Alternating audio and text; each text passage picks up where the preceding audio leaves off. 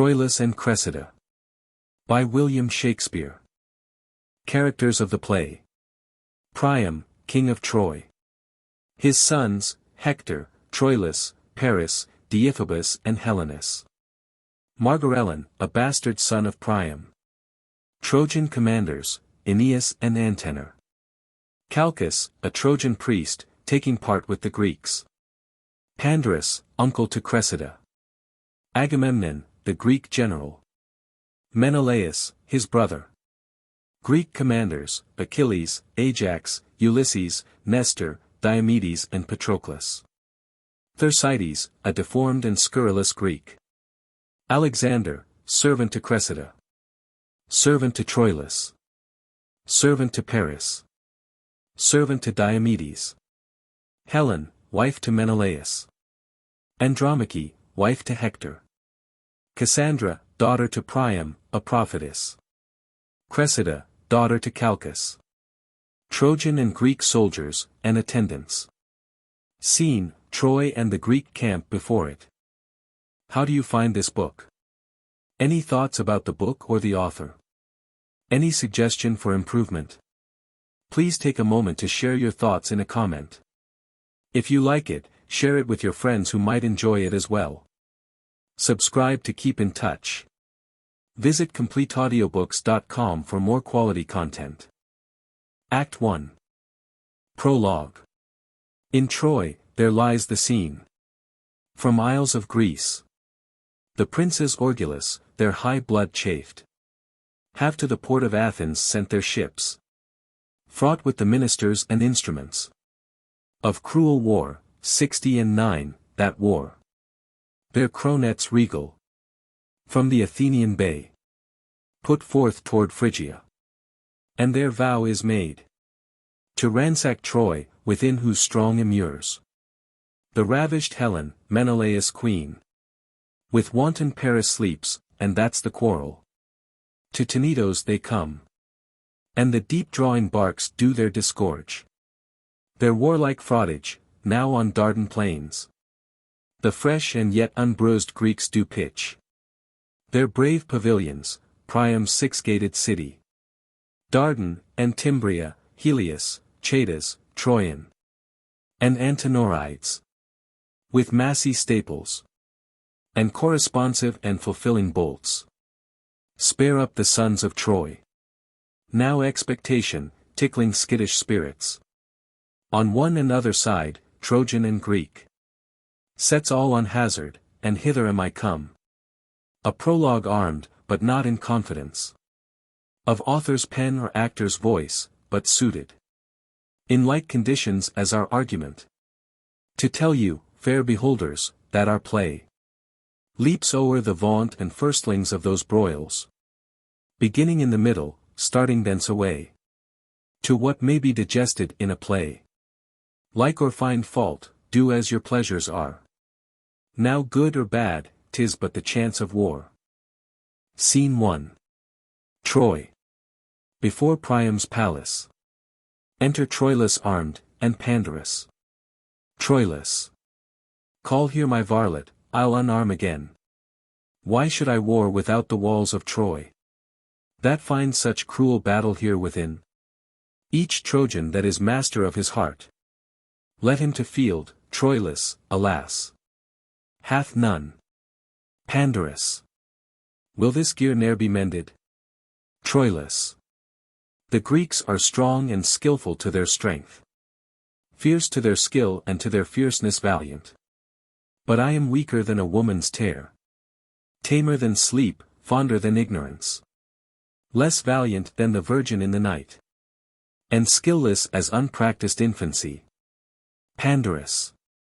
Well, I have told you enough of this, for my part. I'll not meddle nor make no further. He that will have a cake out of the wheat must needs tarry the grinding. Troilus. Have I not tarried? Pandarus. I, the grinding. But you must tarry. The bolting. Troilus. Have I not tarried? Pandarus. I, the bolting, but you must tarry the leavening. Troilus. Still have I tarried. Pandarus. I, to the leavening. But here's yet in the word.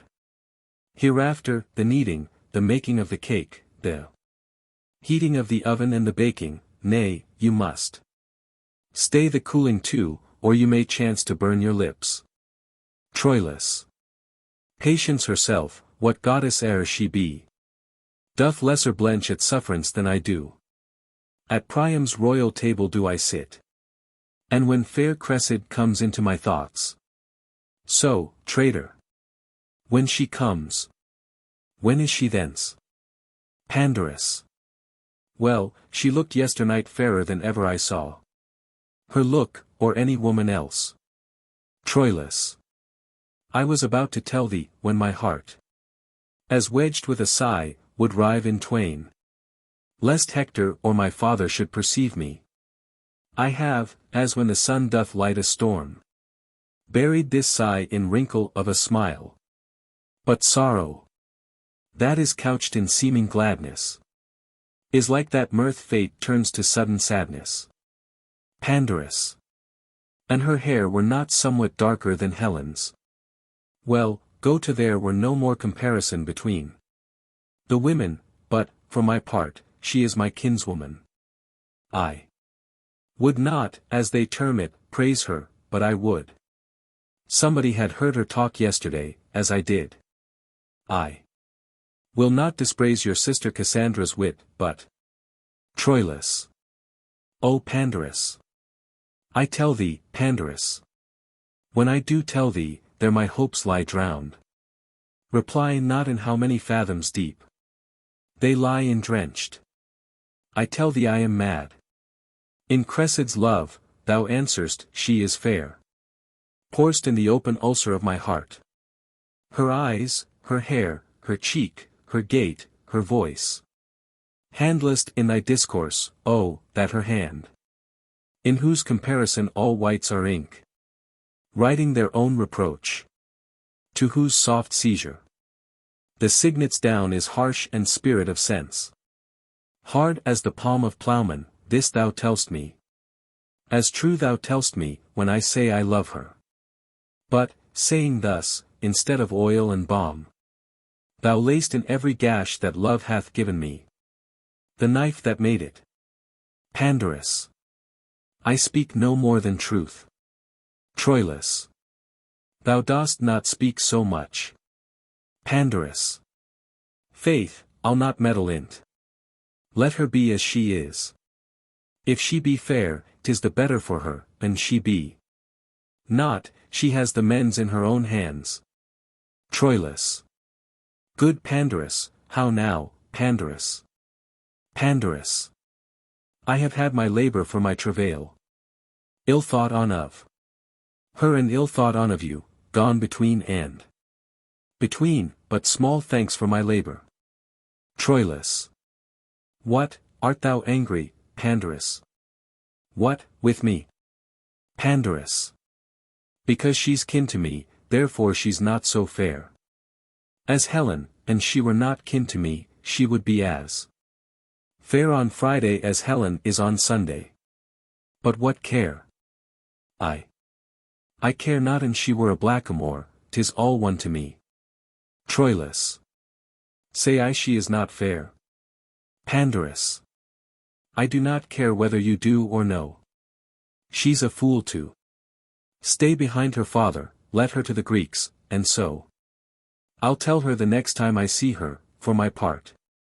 I'll meddle nor make no more the matter. Troilus. Pandarus. Pandarus. Not I. Troilus. Sweet Pandarus. Pandarus. Pray you, speak no more to me, I will leave all as I found it, and there an end. Exit Pandarus. An alarum. Troilus. Peace, you ungracious clamors. Peace, rude sounds. Fools on both sides. Helen must needs be fair. When with your blood you daily paint her thus. I cannot fight upon this argument. It is too starved a subject for my sword. But Pandarus, O gods, how do you plague me? I cannot come to Cressida but by pander. And he's as tetchy to be wooed to woo, as she is stubborn chaste against all suit. Tell me, Apollo, for thy Daphne's love, what Cressida is, what pander, and what we. Her bed is India. There she lies, a pearl, between our Ilium and where she resides. Let it be called the wild and wandering flood, ourself the merchant, and this sailing pander, our doubtful hope, our convoy and our bark. Alarum. Enter Aeneas. Aeneas. How now, Prince Troilus? Wherefore not afield? Troilus. Because not there, this woman's answer sorts. For womanish it is to be from thence. What news, Aeneas, from the field today? Aeneas. That Paris is returned home and hurt. Troilus. By whom, Aeneas? Aeneas. Troilus, by Menelaus. Troilus. Let Paris bleed, 'tis but a scar to scorn. Paris is gored with Menelaus' horn. Alarum. Aeneas. Hark, what good sport is out of town today? Troilus. Better at home, if would I might, were, may. But to the sport abroad, are you bound thither? Aeneas. In all swift haste. Troilus. Come, go we then together. Exeunt. Scene 2. The same. A street. Enter Cressida and Alexander. Cressida. Who were those went by? Alexander. Queen Hecuba and Helen. Cressida. And whither go they? Alexander. Up to the eastern tower, whose height commands as subject all the vale, to see the battle. Hector, whose patience is, as a virtue, fixed, today was moved. He chid Andromache and struck his armourer. And, like as there were husbandry in war, before the sun rose he was harnessed light. And to the field goes he, where every flower did, as a prophet, weep what it foresaw. In Hector's wrath. Cressida. What was his cause of anger? Alexander. The noise goes, this, there is among the Greeks a lord of Trojan blood, nephew to Hector. They call him Ajax. Cressida. Good, and what of him? Alexander. They say he is a very man per se, and stands alone. Cressida. So do all men, unless they are drunk, sick, or have no legs. Alexander. This man, lady, hath robbed many beasts of their particular additions. He is as valiant as the lion, churlish as the bear, slow as the elephant, a man into whom nature hath so crowded humours that his valor is crushed into folly, his folly sauced with discretion. There is no man hath a virtue that he hath not a glimpse of, nor any man an adeant but he carries some stain of it. He is melancholy without cause, and merry against the hair. He hath the joints of everything, but everything so out of joint, that he is a gouty Briareus, many hands and no use, or purblind Argus, all eyes and no sight. Cressida. But how should this man, that makes me smile, make Hector angry? Alexander. They say he yesterday coped Hector in the battle and struck him down, the disdain and shame whereof hath ever since kept Hector fasting and waking. Cressida. Who comes here? Alexander. Madam, your uncle Pandarus. Enter Pandarus. Cressida. Hector's a gallant man. Alexander. As may be in the world, lady. Pandarus. What's that? What's that? Cressida.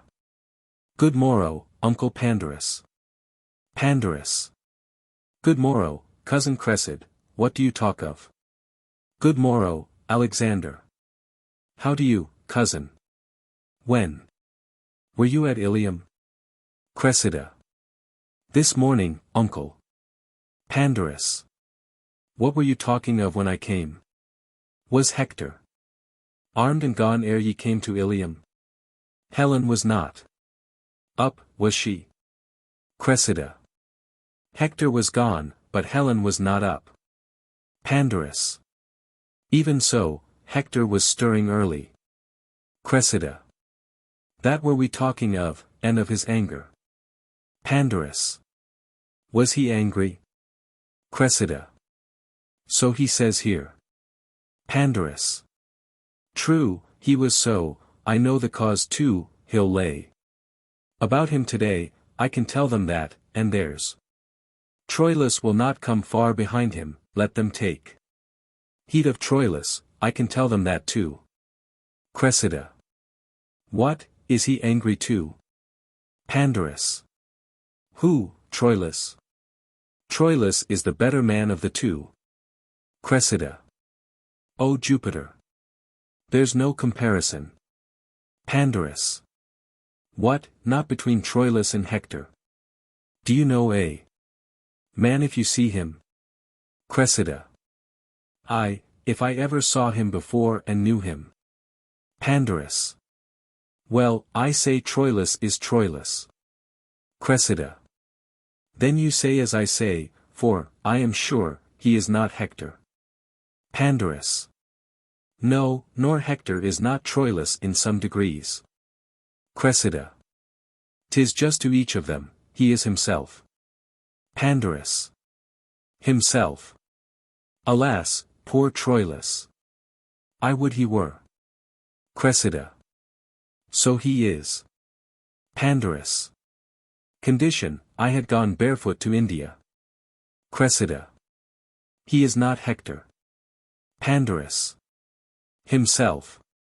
No, he's not himself, would were. Himself. Well, the gods are above. Time must friend. Or end, well, Troilus, well, I would my heart were in her body. No, Hector is not a better man than Troilus. Cressida. Excuse me. Pandarus. He is elder. Cressida. Pardon me, pardon me. Pandarus. Others not come to't.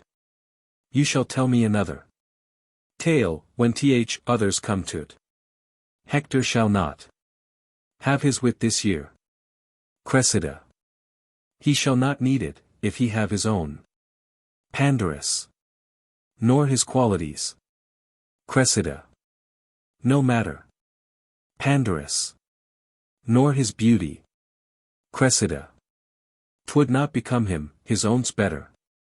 Pandarus. You have no judgment, niece, Helen. Herself swore other day, that Troilus, for a brown favor for so 'tis, I must confess. Not brown neither. Cressida. No, but brown. Pandarus. Faith, to say truth, brown and not brown. Cressida. To say the truth, true and not true. Pandarus. She praised his complexion above Paris. Cressida. Why, Paris hath color enough. Pandarus. So he has. Cressida. Then Troilus should have too much, if she praised him above, his complexion is higher than his, he having color enough, and the other higher, is too flaming a praise for a good complexion. I had as lief Helen's golden tongue had commended Troilus for a copper nose. Pandarus. I swear to you. I think Helen loves him better than Paris. Cressida. Then she's a merry Greek indeed. Pandarus. Nay, I am sure she does. She came to him other day into the compassed window, and, you know, he has not passed 3 or 4 hairs on his chin. Cressida. Indeed, a tapster's arithmetic may soon bring his particulars therein to a total. Pandarus. Why, he is very young, and yet will he, within 3 pound, lift as much as his brother Hector. Cressida.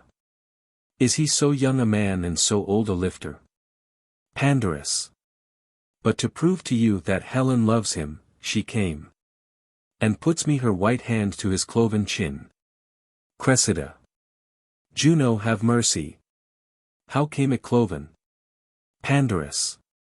Why, you know, 'tis dimpled, I think his smiling becomes him better than any man in all Phrygia. Cressida. Oh, he smiles valiantly. Pandarus. Does he not? Cressida. Oh yes, and 'twere a cloud in autumn. Pandarus. Why, go to, then, but to prove to you that Helen loves Troilus. Cressida. Troilus will stand to the proof, if you'll prove it so. Pandarus. Troilus. Why, he esteems her no more than I esteem an addle egg. Cressida. If you love an addle egg as well as you love an idle head, you would eat chickens I the shell. Pandarus. I cannot choose but laugh, to think how she tickled his chin. Indeed, she has a marvelous white hand, I must needs confess. Cressida. Without the rack. Pandarus. And she takes upon her to spy a white hair on his chin. Cressida. Alas, poor chin! Many a wart is richer. Pandarus. But there was such laughing. Queen Hecuba laughed that her eyes ran o'er. Cressida. With millstones. Pandarus. And Cassandra laughed. Cressida. But there was more temperate fire under the pot of her eyes. Did her eyes run o'er too? Pandarus. And Hector laughed. Cressida. At what was all this laughing? Pandarus. Marry, at the white hair that Helen spied on Troilus' chin. Cressida. And had been a green hair, I should have laughed 2. Pandarus. They laughed not so much at the hair as at his pretty answer. Cressida. What was his answer? Pandarus. Quoth she, here's but 52 hairs on your chin, and one of them is white. Cressida. This is her question. Pandarus. That's true, make no question of that. 50 hairs quoth he, and one white, that white hair is my father, and all the rest are his sons. Jupiter, quoth she, which of these hairs is Paris? My husband. The forked one, quoth he, plucked out, and give it him. But there was such laughing. And Helen so blushed, and Paris so chafed, and all the rest so laughed, that it passed. Cressida. So let it now, for it has been while going by. Pandarus. Well, cousin. I told you a thing yesterday, think on't. Cressida. So I do. Pandarus. I'll be sworn 'tis true, he will weep you, and 'twere a man born in April. Cressida. And I'll spring up in his tears, and 'twere a nettle against May. A retreat sounded. Pandarus. Hark! They are coming from the field, shall we stand up here, and see them as they pass toward Ilium? Good niece, do, sweet niece Cressida. Cressida. At your pleasure. Pandarus. Here's an excellent place. Here we may see most bravely, I'll tell you them all by their names as they pass by, but mark Troilus above the rest. Cressida. Speak not so loud. Aeneas passes. Pandarus. That's Aeneas, is not that a brave man? He's one of the flowers of Troy, I can tell you, but mark Troilus, you shall see anon. Antenor passes. Cressida. Who's that? Pandarus. That's Antenor, he has a shrewd wit, I can tell you. And he's a man good enough, he's the soundest judgments in whosoever, and a proper man of person. When comes Troilus? I'll show you Troilus anon, if he see me, you shall see him nod at me. Cressida. Will he give you the nod? Pandarus. You shall see. Cressida. If he do, the rich shall have more. Hector passes. Pandarus. That's Hector, that, look you, there's a fellow. Go thy way, Hector. There's a brave man. Niece. Oh brave Hector. Look how he looks. There's a countenance. Is not a brave man. Cressida. Oh, a brave man. Pandarus. Is it not? It does a man's heart good. Look you. What hacks are on his helmet? Look you yonder, do you see? Look you there, there's no jesting. There's laying on, take off who will, as they say. There be hacks. Cressida. Be those with swords? Pandarus. Swords. Anything, he cares not, and the devil come. To him, it's all one, by God's lid, it does one's heart good. Yonder comes Paris, yonder comes Paris. Paris passes. Look ye yonder, niece, is not a gallant man too? Is not? Why, this is brave now. Who said he came? Hurt home today. He's not hurt, why, this will do. Helen's heart good now, ha. Would I could see Troilus now. You shall see Troilus anon. Helenus passes. Cressida. Who's that? Pandarus. That's Helenus. I marvel where Troilus is. That's Helenus. I think he went not forth today. That's Helenus. Cressida. Can Helenus fight, uncle? Pandarus. Helenus? No. Yes, he'll fight indifferent well. I marvel where Troilus is. Hark! Do you not hear the people cry, Troilus? Helenus is a priest. Cressida. What sneaking fellow comes yonder? Troilus passes. Pandarus. Where? Yonder? That's Deiphobus. 'Tis Troilus. There's a man, niece. Hem. Brave Troilus. The prince of chivalry. Cressida. Peace, for shame, peace. Pandarus. Mark him, note him. O brave Troilus. Look well upon him, niece, look you how his sword is bloodied, and his helm more hacked than Hector's, and how he looks. And how he goes. O admirable youth. He ne'er saw. 23. Go thy way, Troilus, go thy way. Had I a sister were a grace, or a daughter a goddess, he should take his choice. O admirable man. Paris. Paris is dirt to him, and, I warrant, Helen, to change, would give an eye to boot. Cressida. Here come more. Forces pass. Pandarus. Asses, fools, dolts. Chaff and bran, chaff and bran. Porridge after meat. I could live and die at the eyes of Troilus. Ne'er look, the eagles are gone, crows and daws, crows and daws. I had rather be such a man as Troilus than Agamemnon and all Greece. Cressida. There is among the Greeks Achilles, a better man than Troilus. Pandarus.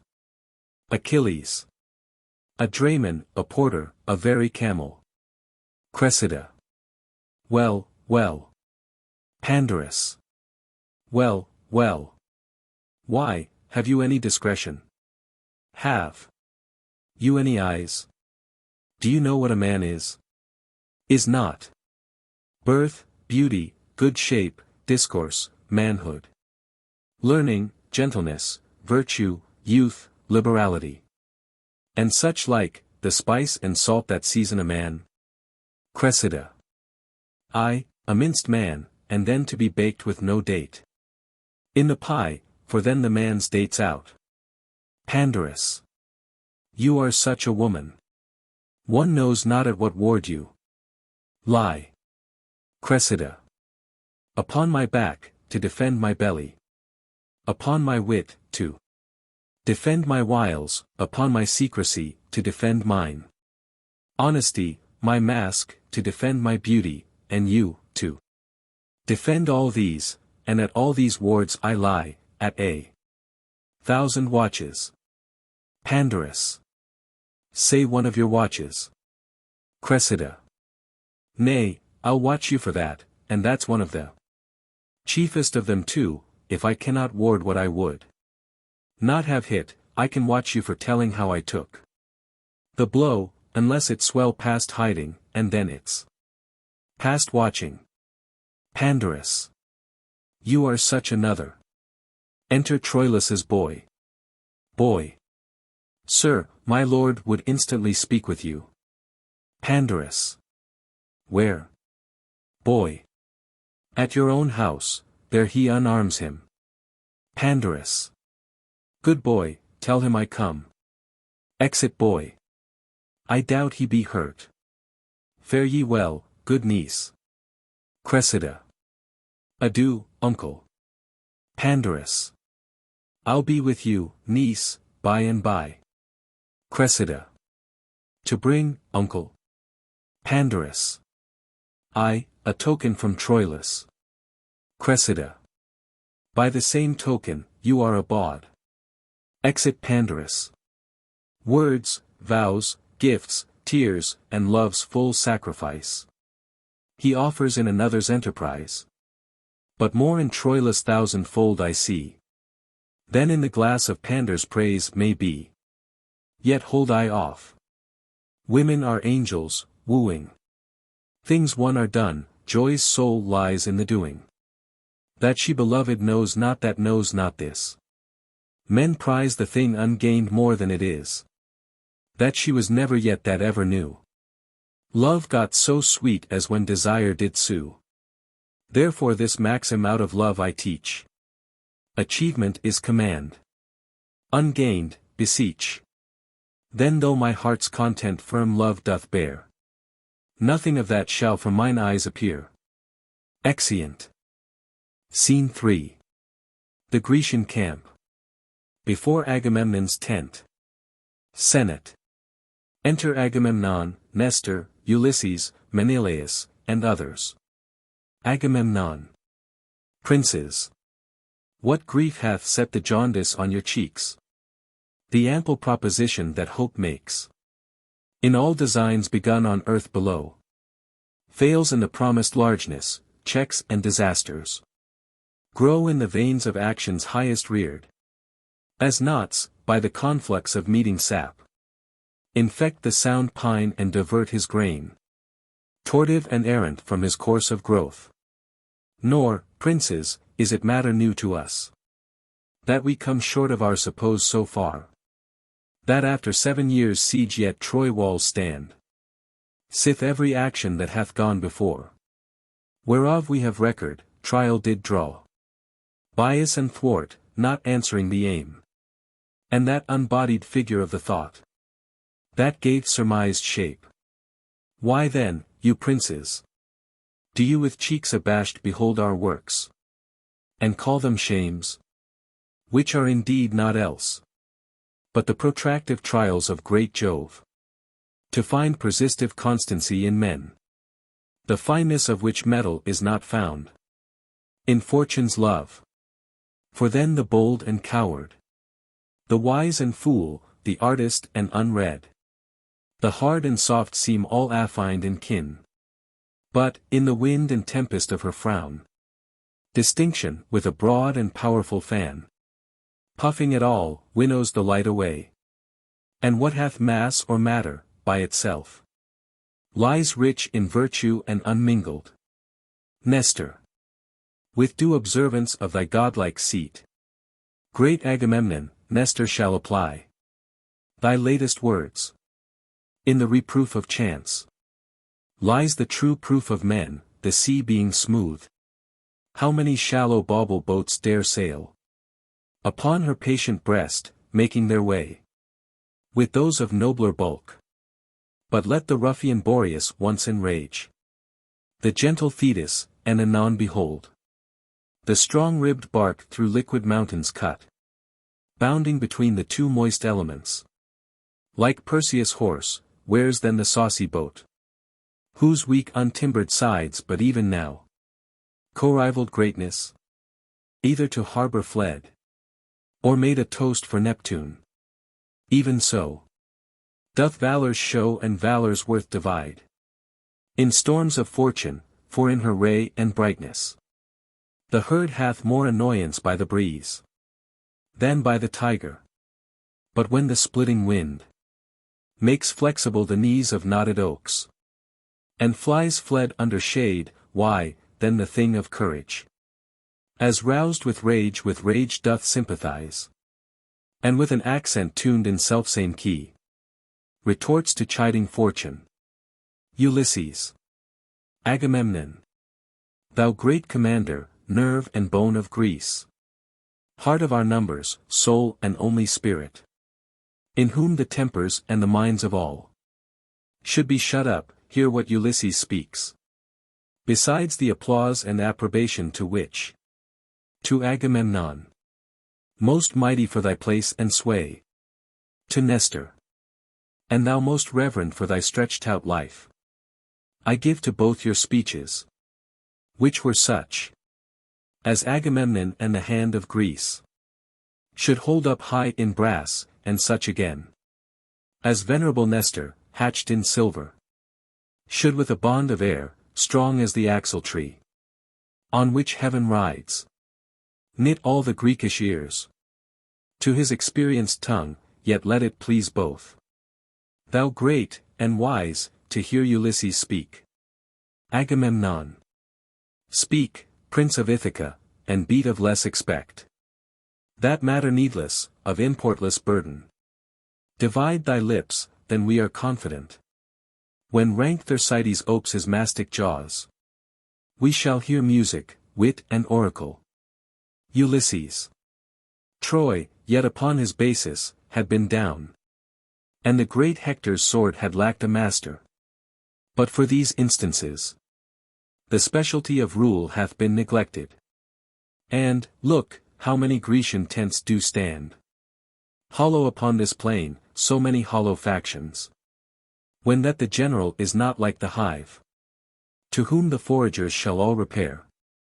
What honey is expected? Degree being visored, the unworthiest shows as fairly in the mask. The heavens themselves, the planets and this center. Observe degree, priority and place. Insisture, course, proportion, season, form, office and custom, in all line of order. And therefore is the glorious planet soul in noble eminence enthroned and sphered amidst the other, whose medicinable eye corrects the ill aspects of planets evil, and posts, like the commandment of a king, sans check to good and bad, but when the planets in evil mixture to disorder wander, what plagues and what portents, what mutiny, what raging of the sea, shaking of earth, commotion in the winds, frights, changes, horrors, divert and crack, rend and deracinate, the unity and married calm of states, quite from their fixture. Oh, when degree is shaked, which is the ladder to all high designs, then enterprise is sick. How could communities, degrees in schools and brotherhoods in cities, peaceful commerce from dividable shores, The primogenitive and due of birth. Prerogative of age, crowns, scepters, laurels. But by degree, stand in authentic place.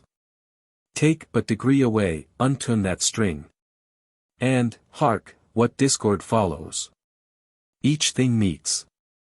In mere repugnancy, the bounded waters should lift their bosoms higher than the shores, and make a sop of all this solid globe.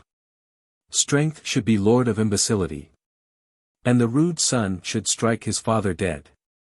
Force should be right, or rather, right and wrong, between whose endless jar justice resides, should lose their names, and so should justice too. Then everything includes itself in power. Power into will into appetite. And appetite, an universal wolf, so doubly seconded with will and power, must make perforce an universal prey, and last eat up himself. Great Agamemnon. This chaos, when degree is suffocate, follows the choking. And this neglect ion of degree it is, that by a pace goes backward, with a purpose. It hath to climb. The generals disdained. By him one step below, he by the next. That next by him beneath. So every step. Exampled by the first pace that is sick.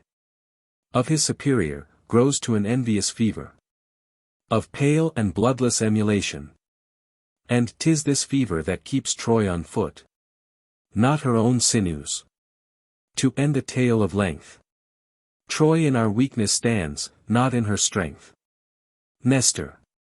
Most wisely hath Ulysses here discovered the fever whereof all our power is sick.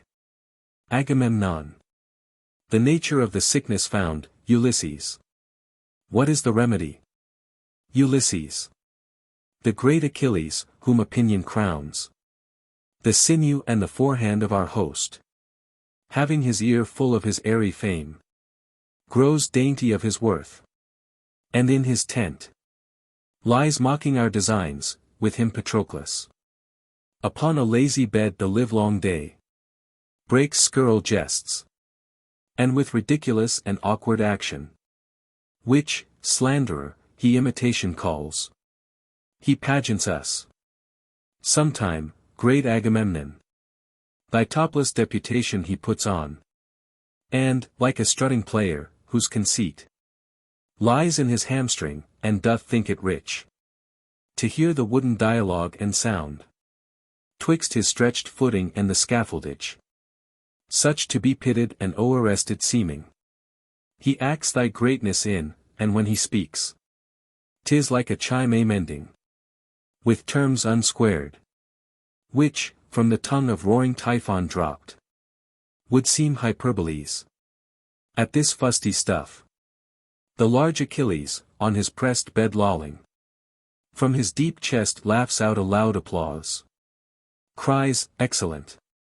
'Tis Agamemnon just. Now play me Nestor, hem, and stroke thy beard. As he being drayest to some oration. That's done, as near as the extremest ends of parallels, as like as Vulcan and his wife. Yet God Achilles still cries, excellent. 'Tis Nestor right. Now play him me, Patroclus. Arming to answer in a night alarm. And then, forsooth, the faint defects of age must be the scene of mirth. To cough and spit. And, with a palsy fumbling on his gorget, shake in and out the rivet, and at this sport Sir Valor dies, cries, oh, enough, Patroclus. Or give me ribs of steel. I shall split all. In pleasure of my spleen. And in this fashion, all our abilities, gifts, natures, shapes, severals and generals of grace exact, achievements, plots, orders, preventions, excitements to the field, or speech for truce, success or loss, what is or is not, serves as stuff for these two to make paradoxes. Nestor. And in the imitation of these twain, who, as Ulysses says, opinion crowns, With an imperial voice many are infect. Ajax is grown self-willed, and bares his head. In such a reign, in full as proud a place as broad Achilles. Keeps his tent like him. Makes factious feasts. Rails on our state of war. Bold as an oracle, and sets Thersites. A slave whose gall coin slanders like a mint. To match us in comparisons with dirt. To weaken and discredit our exposure. How ranks whoever rounded in with danger. Ulysses. They tax our policy, and call it cowardice. Count wisdom as no member of the war. Forestall prescience, and esteem no act. But that of hand, the still and mental parts. That do contrive how many hands shall strike. When fitness calls them on, and know by measure. Of their observant toil the enemy's weight. Why, this hath not a finger's dignity. They call this bed work, mappery, closet war. So that the ram that batters down the wall. For the great swing and rudeness of his poise. They place before his hand that made the engine. Or those that with the fineness of their souls. By reason guide his execution. Nestor. Let this be granted, and Achilles' horse. Makes many Thetis sons. A tucket. Agamemnon. What trumpet? Look, Menelaus. Menelaus. From Troy. Enter Aeneas. Agamemnon. What would you, for our tent? Aeneas. Is this great Agamemnon's tent, I pray you? Agamemnon. Even this. Aeneas. May one, that is a herald and a prince. Do a fair message to his kingly ears. Agamemnon. With surety stronger than Achilles' arm. For all the Greekish heads, which with one voice call Agamemnon head and general. Aeneas. Fair leave and large security. How may a stranger to those most imperial looks know them from eyes of other mortals? Agamemnon. How? Aeneas. I ask, that I might waken reverence. And bid the cheek be ready with a blush. Modest as morning when she coldly eyes the youthful Phoebus. Which is that god in office, guiding men? Which is the high and mighty Agamemnon? Agamemnon. This Trojan scorns us, or the men of Troy. Our ceremonious courtiers. Aeneas. Courtiers as free, as debonair, unarmed. As bending angels. That's their fame in peace. But when they would seem soldiers, they have galls. Good arms, strong joints, true swords, and Jove's accord. Nothing so full of heart. But peace, Aeneas. Peace, Trojan, lay thy finger on thy lips. The worthiness of praise disdains his worth. If that the praised himself bring the praise forth. But what the repining enemy commends. That breath fame blows, that praise, soul sure. Transcends. Agamemnon. Sir, you of Troy, call you yourself Aeneas? Aeneas. I, Greek, that is my name. Agamemnon. What's your affair I pray you? Aeneas. Sir, pardon, 'tis for Agamemnon's ears. Agamemnon. He hears not privately that comes from Troy. Aeneas. Nor I from Troy come not to whisper him. I bring a trumpet to awake his ear. To set his sense on the attentive bent. And then to speak. Agamemnon. Speak frankly as the wind. It is not Agamemnon's sleeping hour. That thou shalt know. Trojan, he is awake. He tells thee so himself. Aeneas. Trumpet, blow loud. Send thy brass voice through all these lazy tents. And every Greek of metal, let him know. What Troy means fairly shall be spoke aloud. Trumpet sounds. We have, great Agamemnon, here in Troy. A prince called Hector, Priam is his father. Who in this dull and long-continued truce is rusty grown, he bade me take a trumpet, and to this purpose speak.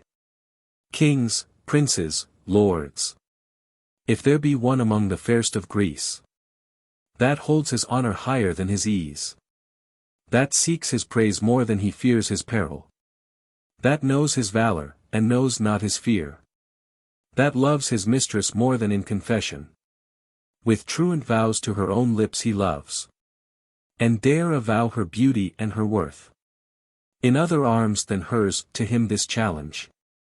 Hector, in view of Trojans and of Greeks, shall make it good, or do his best to do it. He hath a lady, wiser, fairer, truer, than ever Greek did compass in his arms, and will tomorrow with his trumpet call, midway between your tents and walls of Troy, to rouse a Grecian that is true in love. If any come, Hector shall honor him.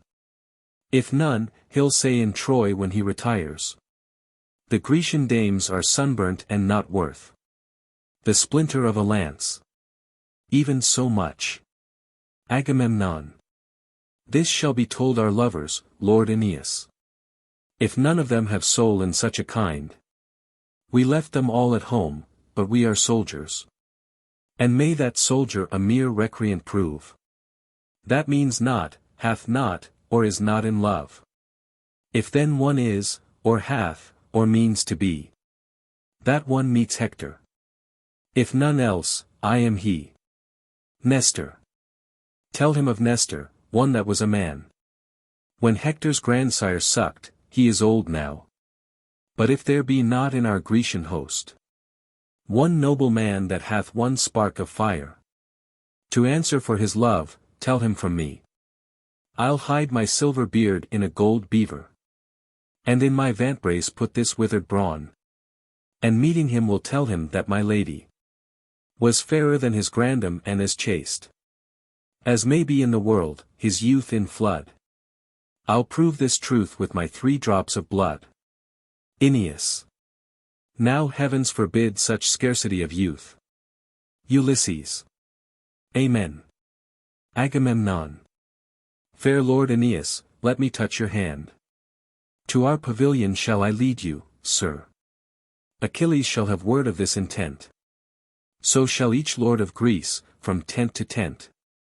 Yourself shall feast with us before you go, and find the welcome of a noble foe. Exeunt all but Ulysses and Nestor. Ulysses. Nestor. Nestor. What says Ulysses? Ulysses. I have a young conception in my brain. Be you my time to bring it to some shape. Nestor. What is't? Ulysses. This 'tis. Blunt wedges rive hard knots, the seated pride that hath to this maturity blown up.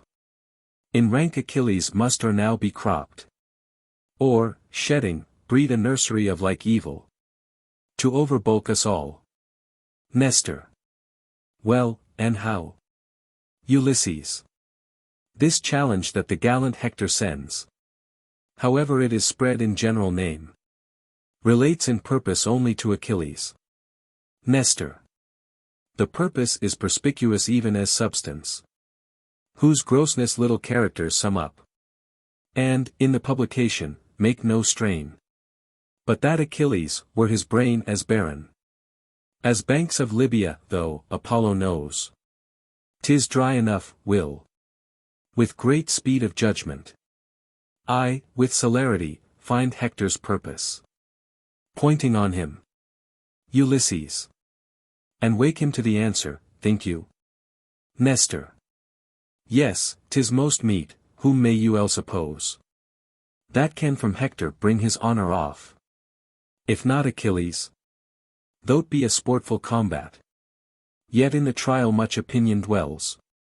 For here the Trojans taste our dearest repute, with their finest palate, and trust to me, Ulysses. Our imputation shall be oddly poised in this wild action, for the success, although particular, shall give a scantling of good or bad unto the general. And in such indexes, although small pricks, to their subsequent volumes, there is seen the baby figure of the giant mass of things to come at large. It is supposed he that meets Hector issues from our choice. And choice, being mutual act of all our souls, makes merit her election, and doth boil, as 'twere from us all, a man distilled out of our virtues, who miscarrying what heart receives from hence the conquering part, to steal a strong opinion to themselves, which entertained, limbs are his instruments, in no less working than our swords and bows, directive by the limbs. Ulysses. Give pardon to my speech. Therefore, 'tis meet Achilles meet not Hector. Let us, like merchants, show our foulest wares, and think, perchance, they'll sell, if not, the lustre of the better yet to show, shall show the better. Do not consent that ever Hector and Achilles meet. For both our honor and our shame in this are dogged with two strange followers. Nestor. I see them not with my old eyes, what are they? Ulysses. What glory our Achilles shares from Hector. Were he not proud, we all should share with him. But he already is too insolent. And we were better parch in Afric's sun than in the pride and salt scorn of his eyes. Should he 'scape Hector fair, if he were foiled? Why then, we did our main opinion crush, in taint of our best man. No, make a lottery. And, by device, let blockish Ajax draw the sort to fight with Hector, among ourselves. Give him allowance for the better man. For that will physic the great Myrmidon, who broils in loud applause, and make him fall his crest that prouder than blue iris bends. If the dull brainless Ajax come safe off, we'll dress him up in voices. If he fail, yet go we under our opinion still, that we have better men. But, hit or miss, our project's life this shape of sense assumes. Ajax employed plucks down Achilles' plumes. Nestor. Ulysses. Now I begin to relish thy advice, and I will give a taste of it forthwith. To Agamemnon, go we to him straight. Two curs shall tame each other, pride alone must tar the mastiffs on, as 'twere their bone. Exeunt. Act 2. Scene 1. A part of the Grecian camp. Enter Ajax and Thersites. Ajax. Thersites. Thersites. Agamemnon, how if he had boils? Full, all over. Generally. Ajax. Thersites. Thersites. And those boils did run? Say so, did not the general run then? Were not that a bocce corps? Ajax. Dog. Thersites. Then would come some matter from him, I see none now. Ajax. Thou bitch wolf's son, canst thou not hear beating him? Feel, then. Thersites. The plague of Greece upon thee, thou mongrel. Beef-witted lord. Ajax. Speak then, thou vine-wetst leaven, speak, I will beat thee into handsomeness. Thersites. I shall sooner rail thee into wit and holiness, but I think, thy horse will sooner con an oration than thou learn a prayer without book. Thou canst strike. Canst thou? A red murrain, oh, thy jade's tricks. Ajax. Toadstool, learn me the proclamation. Thersites. Dost thou think I have no sense, thou strikest me thus? Ajax. The proclamation. Thersites. Thou art proclaimed a fool, I think. Ajax. Do not, Porpentine, do not, my fingers itch. Thersites. I would thou didst itch from head to foot and I had the scratching of thee, I would make thee the loathsomest scab in Greece. When thou art forth in the incursions, thou strikest as slow as another. Ajax. I say, the proclamation. Thersites. Thou grumblest and railest every hour on Achilles.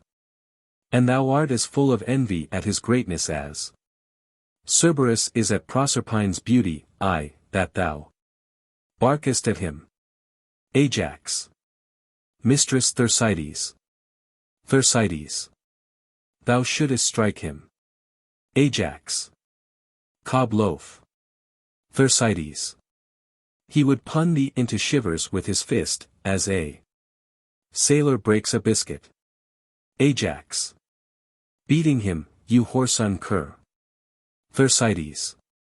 Do. Ajax. Thou stool for a witch. Thersites. I, do, thou sodden-witted lord. Thou hast no more brain than I have in mine elbows, an ass and ego. May tutor thee, thou scurvy valiant ass. Thou art here but to thrash Trojans, and thou art bought and sold among those of any wit, like a barbarian slave. If thou use to beat me, I will begin at thy heel, and tell what thou art by inches, thou thing of no bowels, thou Ajax. You dog. Thersites. You scurvy lord. Ajax. Beating him, you cur. Thersites. Mars his idiot. Do, rudeness, do, camel. Do. Enter Achilles and Patroclus. Achilles. Why, how now, Ajax? Wherefore do you thus? How now? Thersites. What's the matter, man? Thersites. You see him there, do you? Achilles. Aye, what's the matter?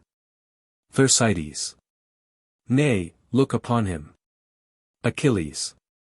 So I do, what's the matter? Thersites. Nay, but regard him well. Achilles. Well, why, I do so. Thersites. But yet you look not well upon him, for whosoever you take him to be, he is Ajax. Achilles. I know that, fool. Thersites. Aye, but that fool knows not himself. Ajax. Therefore I beat thee. Thersites. Lo, what modicums of wit he utters. His evasions have ears thus long. I have bobbed his brain more than he has beat my bones. I will buy 9 sparrows for a penny, and his pia mater is not worth the nineth part of a sparrow. This lord Achilles, Ajax, who wears his wit in his belly and his guts in his head, I'll tell you what I say of him. Achilles. What? Thersites. I say, this Ajax. Ajax offers to beat him. Achilles. Nay, good Ajax. Thersites. Has not so much wit. Achilles. Nay, I must hold you. Thersites. As will stop the eye of Helen's needle, for whom he comes to fight. Achilles. Peace, fool. Thersites. I would have peace and quietness, but the fool will not, he there, that he, look you there. Ajax. O thou damned cur. I shall. Achilles. Will you set your wit to a fool's? Thersites. No, I warrant you, for a fool's will shame it. Patroclus. Good words, Thersites. Achilles. What's the quarrel? Ajax.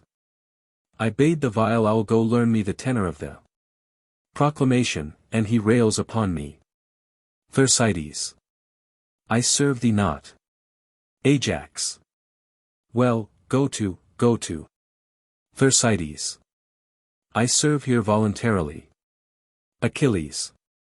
Your last service was sufferance, 'twas not voluntary, no man is beaten voluntary, Ajax was.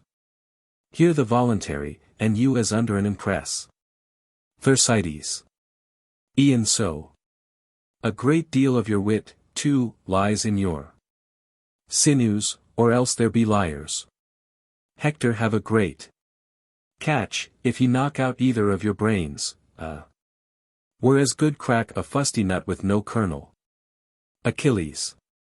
What, with me too, Thersites? Thersites. There's Ulysses and old Nestor, whose wit was mouldy.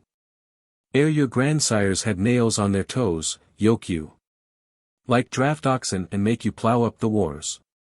Achilles. What? Thersites. Yes, good sooth, to Achilles. To Ajax. To Ajax. I shall cut out your tongue. Thersites. 'Tis no matter. I shall speak as much as thou. Afterwards. Patroclus. No more words, Thersites, peace. Thersites. I will hold my peace when Achilles Brock bids me, shall I? Achilles. There's for you, Patroclus. Thersites. I will see you hanged, like clotpoles, ere I come. Any more to your tents, I will keep where there is wit stirring and leave the faction of fools. Exit. Patroclus. A good riddance. Achilles. Marry, this, sir, is proclaimed through all our host. That Hector, by the 5th hour of the sun, will with a trumpet, twixt our tents and Troy, tomorrow morning call some knight to arms.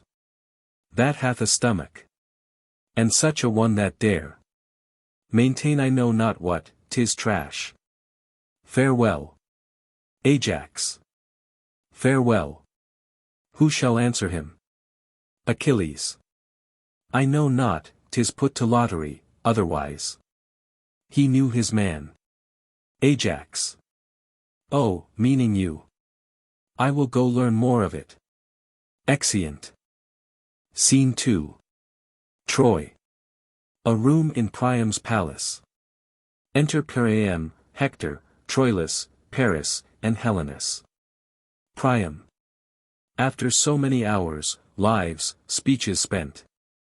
Thus once again says Nestor from the Greeks. Deliver Helen, and all damage else. As honor, loss of time, travail, expense. Wounds, friends. And what else dear that is consumed?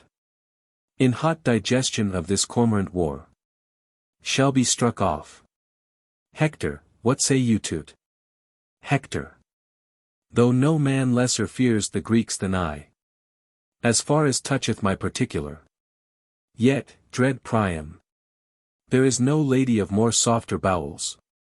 More spongy to suck in the sense of fear. More ready to cry out, who knows what follows. Than Hector is, the wound of peace is surety. Surety secure, but modest doubt is called.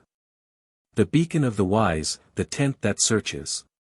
To the bottom of the worst. Let Helen go. Since the first sword was drawn about this question. Every tithe soul, mongst many thousand dimes. Hath been as dear as Helen. I mean, of ours. If we have lost so many tenths of ours. To guard a thing not ours nor worth to us.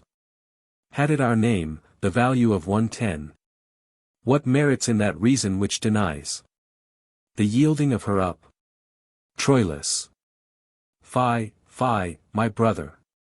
Weigh you the worth and honor of a king? So great as our dread father in a scale of common ounces? Will you with counters sum the past proportion of his infinite? And buckle in a waist most fathomless, with spans and inches so diminutive as fears and reasons? Fie, for godly shame. Helenus. No marvel, though you bite so sharp at reasons. You are so empty of them. Should not our father bear the great sway of his affairs with reasons? because your speech hath none that tells him so. Troilus. You are for dreams and slumbers, brother priest. You fur your gloves with reason. Here are your reasons. You know an enemy intends you harm. You know a sword employed is perilous. And reason flies the object of all harm. Who marvels then, when Helenus beholds a Grecian and his sword, if he do set the very wings of reason to his heels, and fly like chid Mercury from Jove, or like a star disorbed?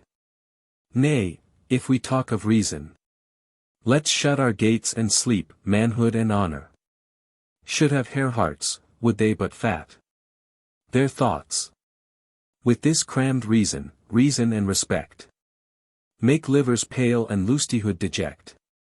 Hector. Brother, she is not worth what she doth cost. The holding.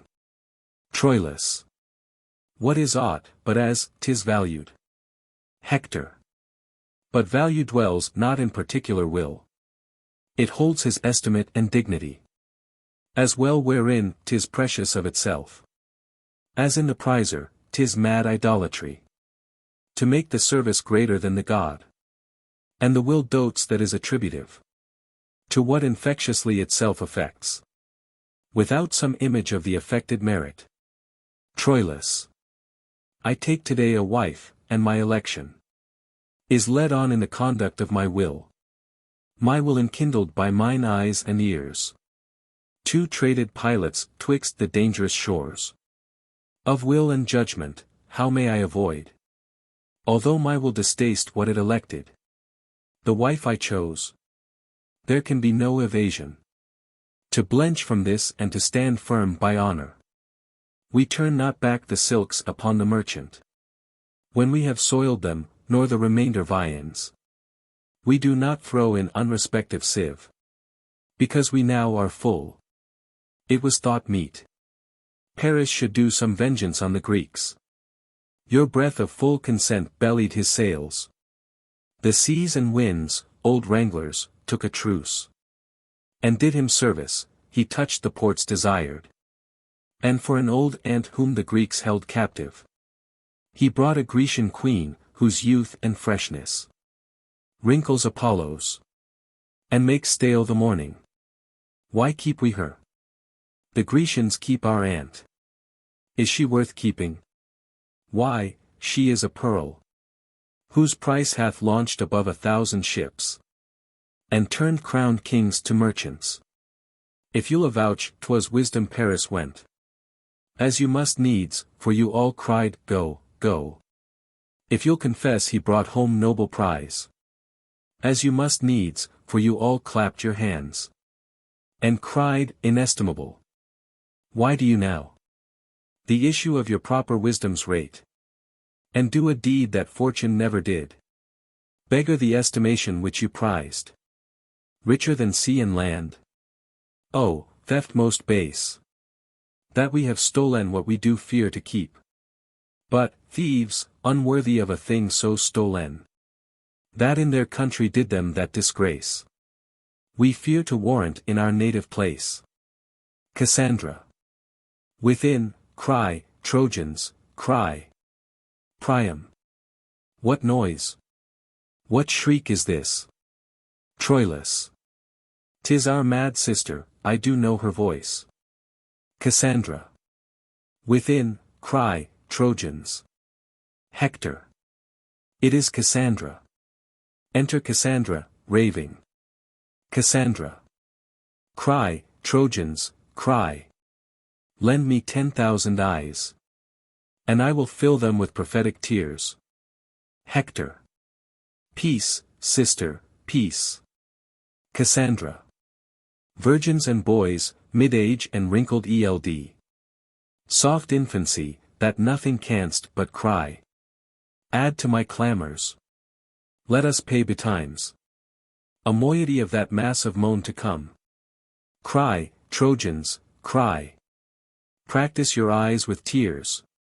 Troy must not be, nor goodly Ilion stand. Our firebrand brother, Paris, burns us all. Cry, Trojans, cry. A Helen and a woe. Cry, cry. Troy burns, or else let Helen go. Exit. Hector. Now, youthful Troilus, do not these high strains of divination in our sister work some touches of remorse? Or is your blood so madly hot that no discourse of reason, nor fear of bad success in a bad cause, can qualify the same? Troilus. Why, brother Hector? We may not think the justness of each act. Such and no other than event doth form it. Nor once deject the courage of our minds. Because Cassandra's mad, her brain-sick raptures cannot distaste the goodness of a quarrel, which hath our several honors all engaged, to make it gracious. For my private part, I am no more touched than all Priam's sons. And Jove forbid there should be done amongst us such things as might offend the weakest spleen, to fight for and maintain Paris. Else might the world convince of levity, as well my undertakings as your counsels. But I attest the gods, your full consent gave wings to my propension and cut off all fears attending on so dire a project. For what, alas, can these my single arms? What propugnation is in one man's valor, to stand the push and enmity of those this quarrel would excite? Yet, I protest, were I alone to pass the difficulties, and had as ample power as I have will, Paris should ne'er retract what he hath done, nor faint in the pursuit. Priam. Paris, you speak like one besotted on your sweet delights.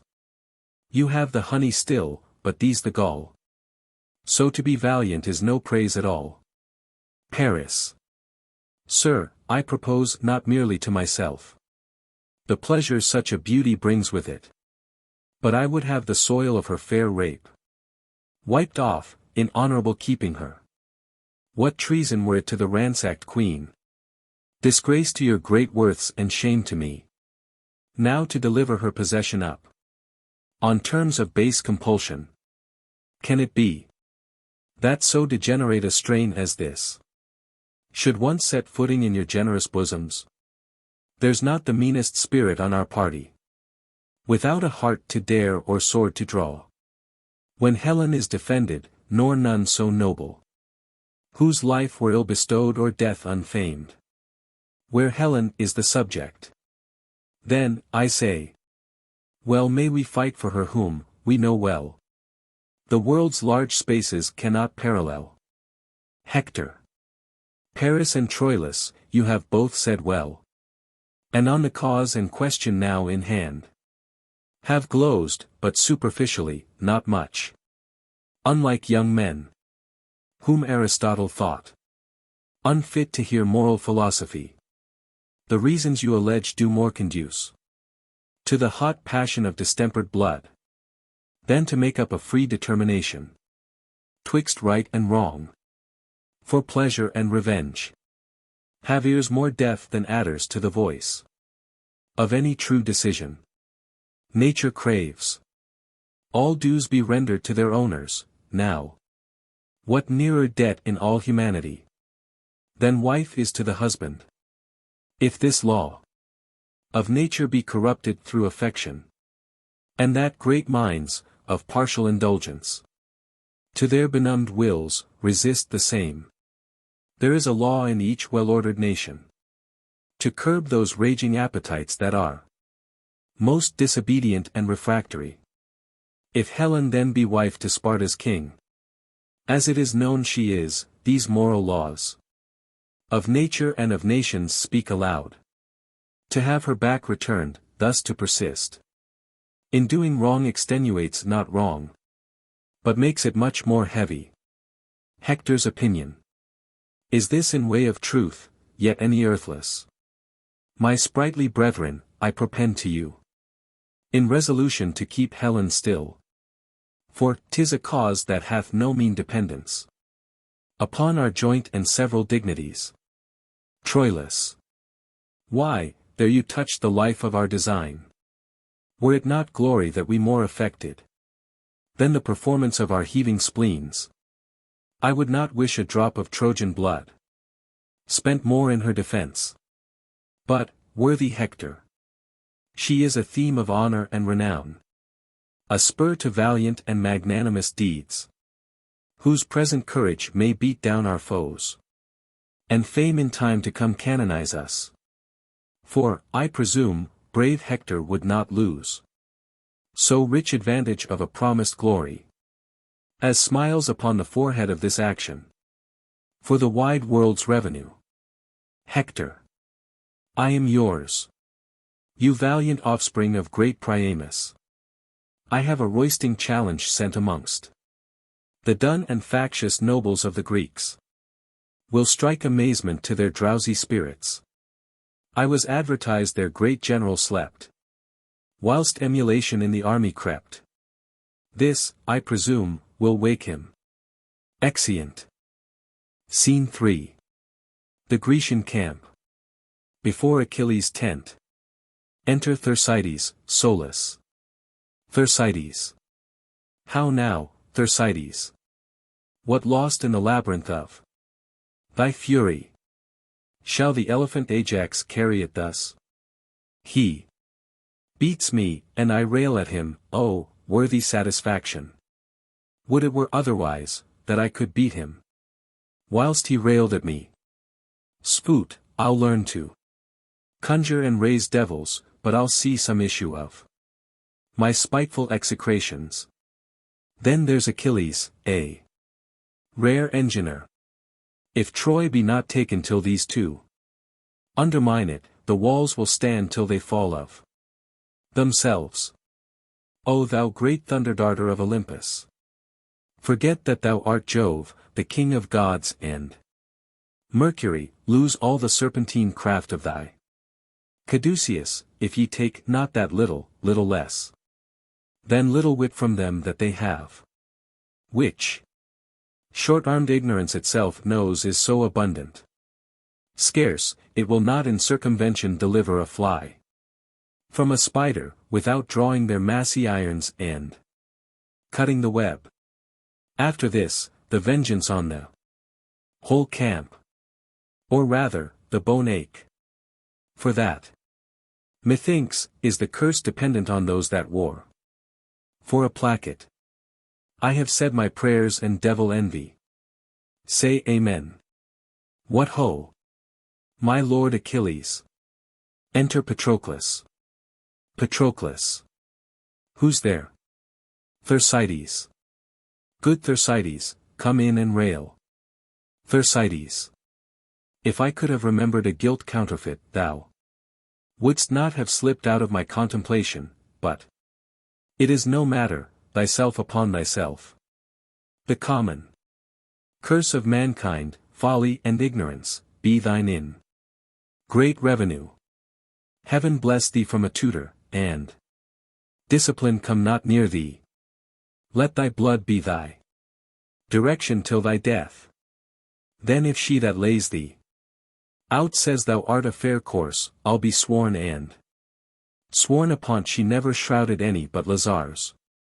Amen. Where's Achilles? Patroclus. What, art thou devout? Wast thou in prayer? Thersites. Aye, the heavens hear me. Enter Achilles. Achilles. Who's there? Patroclus. Thersites, my lord. Achilles. Where art thou come? Why, my cheese, my digestion, why hast thou not served thyself into my table so many meals? Come, what's Agamemnon? Thersites. Thy commander, Achilles. Then tell me, Patroclus. What's Achilles? Patroclus. Thy lord, Thersites, then tell me, I pray thee. What's thyself? Thersites. Thy knower, Patroclus, then tell me, Patroclus. What art thou? Patroclus. Thou mayst tell that knowest. Achilles. Oh, tell, tell. Thersites. I'll decline the whole question. Agamemnon commands. Achilles, Achilles is my lord, I am Patroclus. Knower, and Patroclus is a fool. Patroclus. You rascal. Thersites. Peace, fool. I have not done. Achilles. He is a privileged man. Proceed, Thersites. Thersites. Agamemnon is a fool, Achilles is a fool, Thersites. Is a fool, and, as aforesaid, Patroclus is a fool. Achilles. Derive this, come. Thersites. Agamemnon is a fool to offer to command Achilles. Achilles is a fool to be commanded of Agamemnon. Thersites is a fool to serve such a fool, and Patroclus is a fool positive.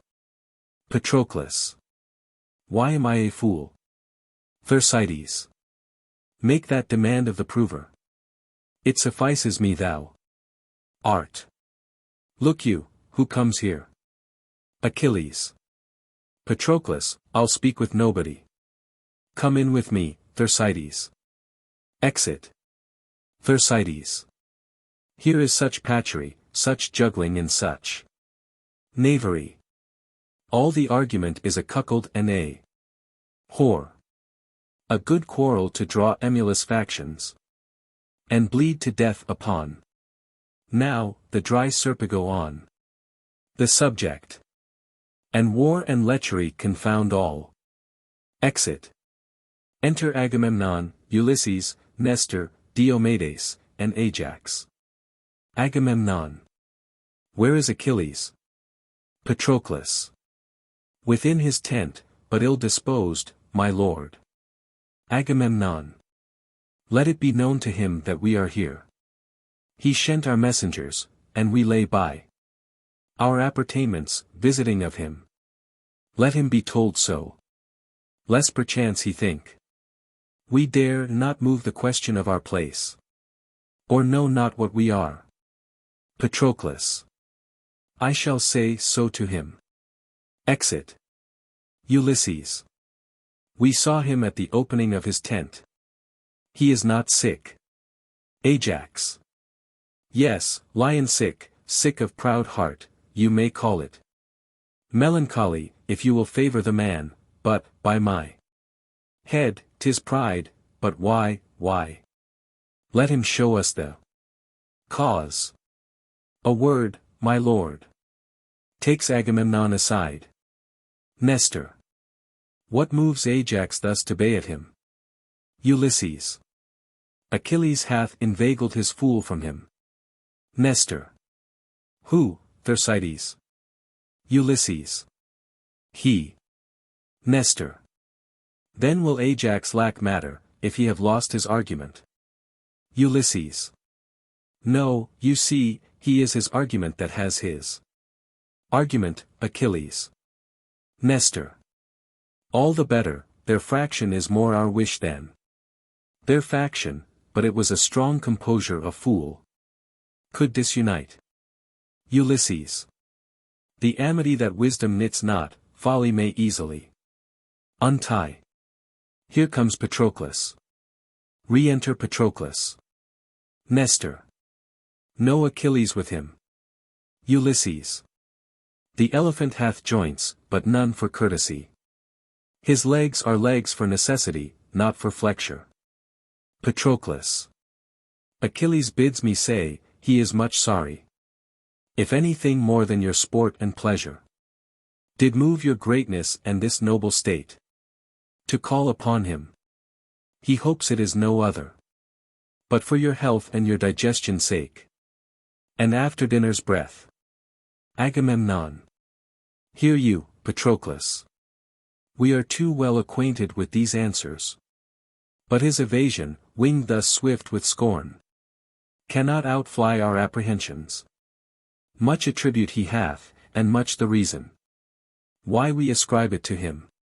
Yet all his virtues, not virtuously on his own part beheld, Do in our eyes begin to lose their gloss? Yea, like fair fruit in an unwholesome dish, are like to rot untasted. Go and tell him. We come to speak with him. And you shall not sin. If you do, say we think him overproud, and under-honest, in self-assumption greater than in the note of judgment, and worthier than himself. Here tend the savage strangeness he puts on, disguise the holy strength of their command, and underwrite in an observing kind his humorous predominance. Yea, watch his pettish loons, his ebbs, his flows, as if the passage and whole carriage of this action rode on his tide. Go tell him this, and add, that if he overhold his price so much, will none of him, but let him, like an engine, not portable, lie under this report. Bring action hither, this cannot go to war. A stirring dwarf we do allowance give before a sleeping giant. Tell him so. Patroclus. I shall, and bring his answer presently. Exit. Agamemnon. In second voice will not be satisfied. We come to speak with him. Ulysses, enter you. Exit Ulysses. Ajax. What is he more than another? Agamemnon. No more than what he thinks he is. Ajax. Is he so much?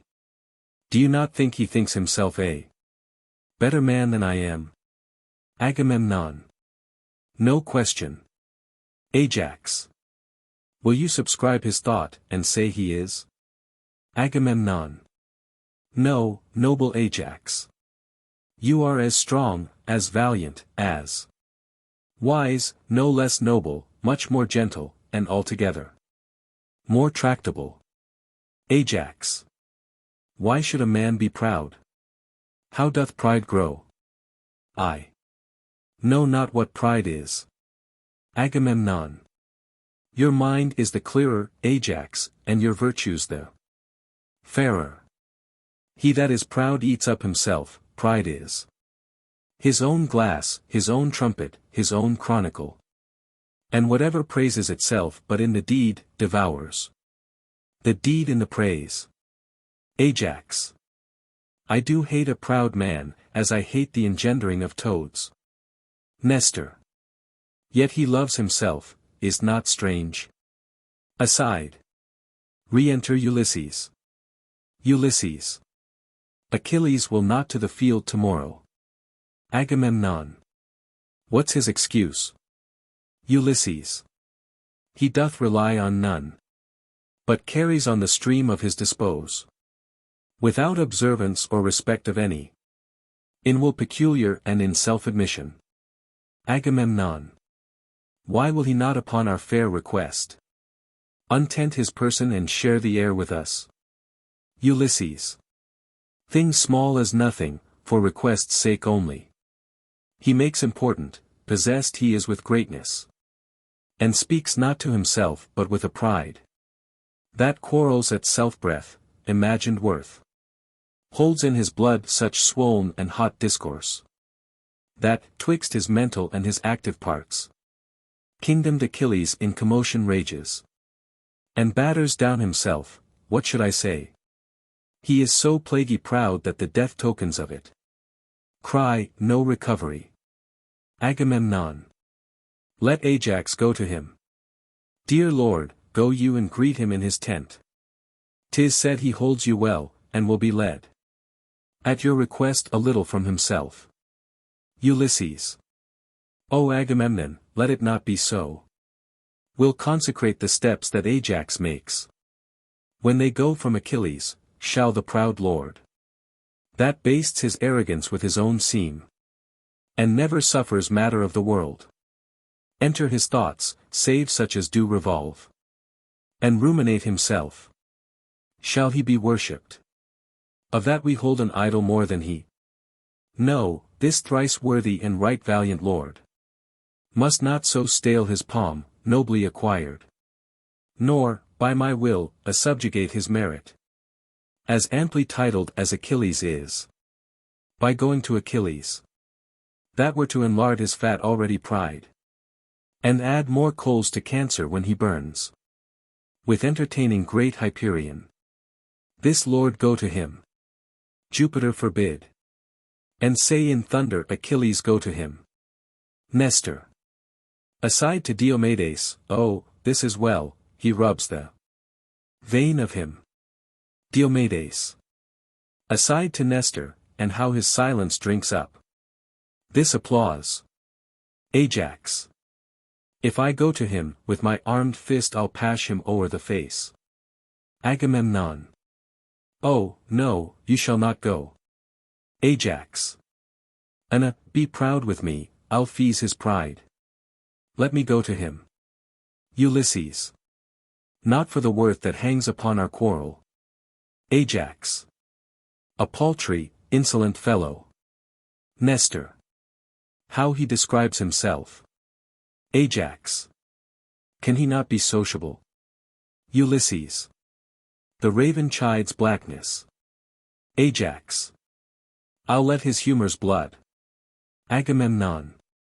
He will be the physician that should be the patient. Ajax. And all men were, oh, my mind. Ulysses. Wit would be out of fashion. Ajax. Should not bear it so, should eat swords first. Shall pride carry it? Nestor. And would, carry half. Ulysses. Would have 10 shares. Ajax. I will knead him, I'll make him supple. Nestor. He's not yet through warm, force him with praises. Pour in, his ambition is dry. Ulysses. To Agamemnon, my lord, you feed too much on this dislike. Nestor. Our noble general, do not do so. Diomedes. You must prepare to fight without Achilles. Ulysses. Why, 'tis this naming of him does him harm. Here is a man but, 'tis before his face. I will be silent. Nestor. Wherefore should you so? He is not emulous, as Achilles is. Ulysses. Know the whole world, he is as valiant. Ajax. A whoreson dog, that shall pelter thus with us. Would he were a Trojan. Nestor. What a vice were it in Ajax now. Ulysses. If he were proud. Diomedes. Or covetous of praise. Ulysses. Or surly born. Diomedes. Or strange, or self-affected. Ulysses. Thank the heavens, Lord, thou art of sweet composure. Praise him that got thee, she that gave thee suck. Famed be thy tutor, and thy parts of nature. Thrice famed, beyond all erudition. But he that disciplined thy arms to fight. Let Mars divide eternity in twain. And give him half, and, for thy vigor. Bull-bearing Milo his addition yield. To sinewy Ajax. I will not praise thy wisdom. Which, like a bourne, a pale, a shore, confines. Thy spacious and dilated parts, here's Nestor. Instructed by the antiquary times. He must, he is, he cannot but be wise. Put pardon, Father Nestor, were your days as green as Ajax, and your brain so tempered. You should not have the eminence of him. But be as Ajax. Ajax. Shall I call you father? Nestor. I, my good son. Diomedes. Be ruled by him, Lord Ajax. Ulysses. There is no tarrying here, the hard Achilles keeps thicket. Please it our great general to call together all his state of war. Fresh kings are come to Troy, tomorrow. We must with all our main of power stand fast. And here's a lord, come knights from east to west. And cull their flower, Ajax shall cope the best. Agamemnon. Go we to council. Let Achilles sleep. Light boats sail swift, though greater hulks draw deep. Exeunt. Act 3. Scene 1. Troy. Priam's palace. Enter a servant and Pandarus. Pandarus. Friend, you. Pray you, a word, do not you follow. The young Lord Paris. Servant. I, sir, when he goes before me. Pandarus. You depend upon him, I mean. Servant. Sir, I do depend upon the Lord. Pandarus. You depend upon a noble gentleman, I must needs. Praise him. Servant. The Lord be praised. Pandarus. You know me, do you not? Servant. Faith, sir, superficially. Pandarus. Friend, know me better, I am the Lord Pandarus. Servant. I hope I shall know your honor better. Pandarus. I do desire it. Servant. You are in the state of grace. Pandarus. Grace. Not so, friend, honor and lordship are my titles. Music within. What music is this? Servant. I do but partly know, sir, it is music in parts. Pandarus. Know you the musicians? Servant. Holy, sir. Pandarus. Who play they to? Servant. To the hearers, sir. Pandarus. At whose pleasure, friend? Servant. At mine, sir, and there's that love music. Pandarus. Command, I mean, friend. Servant. Who shall I command, sir? Pandarus. Friend, we understand not one another, I am too courtly and thou art too cunning. At whose request? Do these men play? Servant. That's to tea indeed, sir, marry, sir, at the request of Paris my lord, who's there in person. With him. The mortal Venus, the heart-blood of beauty, loves. Invisible soul. Pandarus. Who, my cousin Cressida? Servant. No, sir, Helen, could you not find out that by her attributes? Pandarus. It should seem, fellow, that thou hast not seen the Lady Cressida. I come to speak with Paris from the Prince Troilus, I will make a complimental assault upon him, for my business seethes. Servant. Sodden business. There's a stewed phrase indeed. Enter Paris and Helen, attended. Pandarus. Fair be to you, my lord, and to all this fair company. Fair desires, in all fair measure. Fairly guide them. Especially to you, fair queen. Fair thoughts be your fair pillow. Helen. Dear lord, you are full of fair words. Pandarus. You speak your fair pleasure, sweet queen. Fair prince, here is good broken music. Paris. You have broke it, cousin, and, by my life, you shall make it whole again, you shall piece it out. With a piece of your performance. Nell, he is full of harmony. Pandarus. Truly, lady, no. Helen. Oh, sir. Pandarus. Rude, in sooth. In good sooth, very rude. Paris. Well said, my lord. Well, you say so in fits. Pandarus. I have business to my lord, dear queen. My lord. Will you vouchsafe me a word? Helen. Nay, this shall not hedge us out, we'll hear you. Sing, certainly. Pandarus. Well, sweet queen. You are pleasant with me. But. Marry, thus, my lord, my dear lord and most esteemed friend, your brother Troilus. Helen. My lord Pandarus. Honey sweet lord. Pandarus. Go to, sweet queen, to go, commends himself most affectionately to you. Helen. You shall not bob us out of our melody, if you do. Our melancholy upon your head. Pandarus. Sweet queen, sweet queen. That's a sweet queen, I' faith. Helen.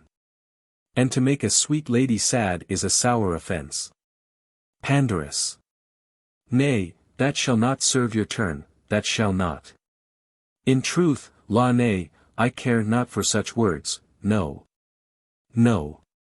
And, my lord, he desires you, that if the king call for him at supper, you will make his excuse. Helen. My lord Pandarus. Pandarus. What says my sweet queen, my very very sweet queen? Paris. What exploits in hand? Where sups he tonight? Helen. Nay, but, my lord. Pandarus. What says my sweet queen? My cousin will fall out with you. You must not know where he sups. Paris. I'll lay my life, with my disposer Cressida. Pandarus. No, no, no such matter. You are wide, come, your disposer is sick. Paris. Well, I'll make excuse.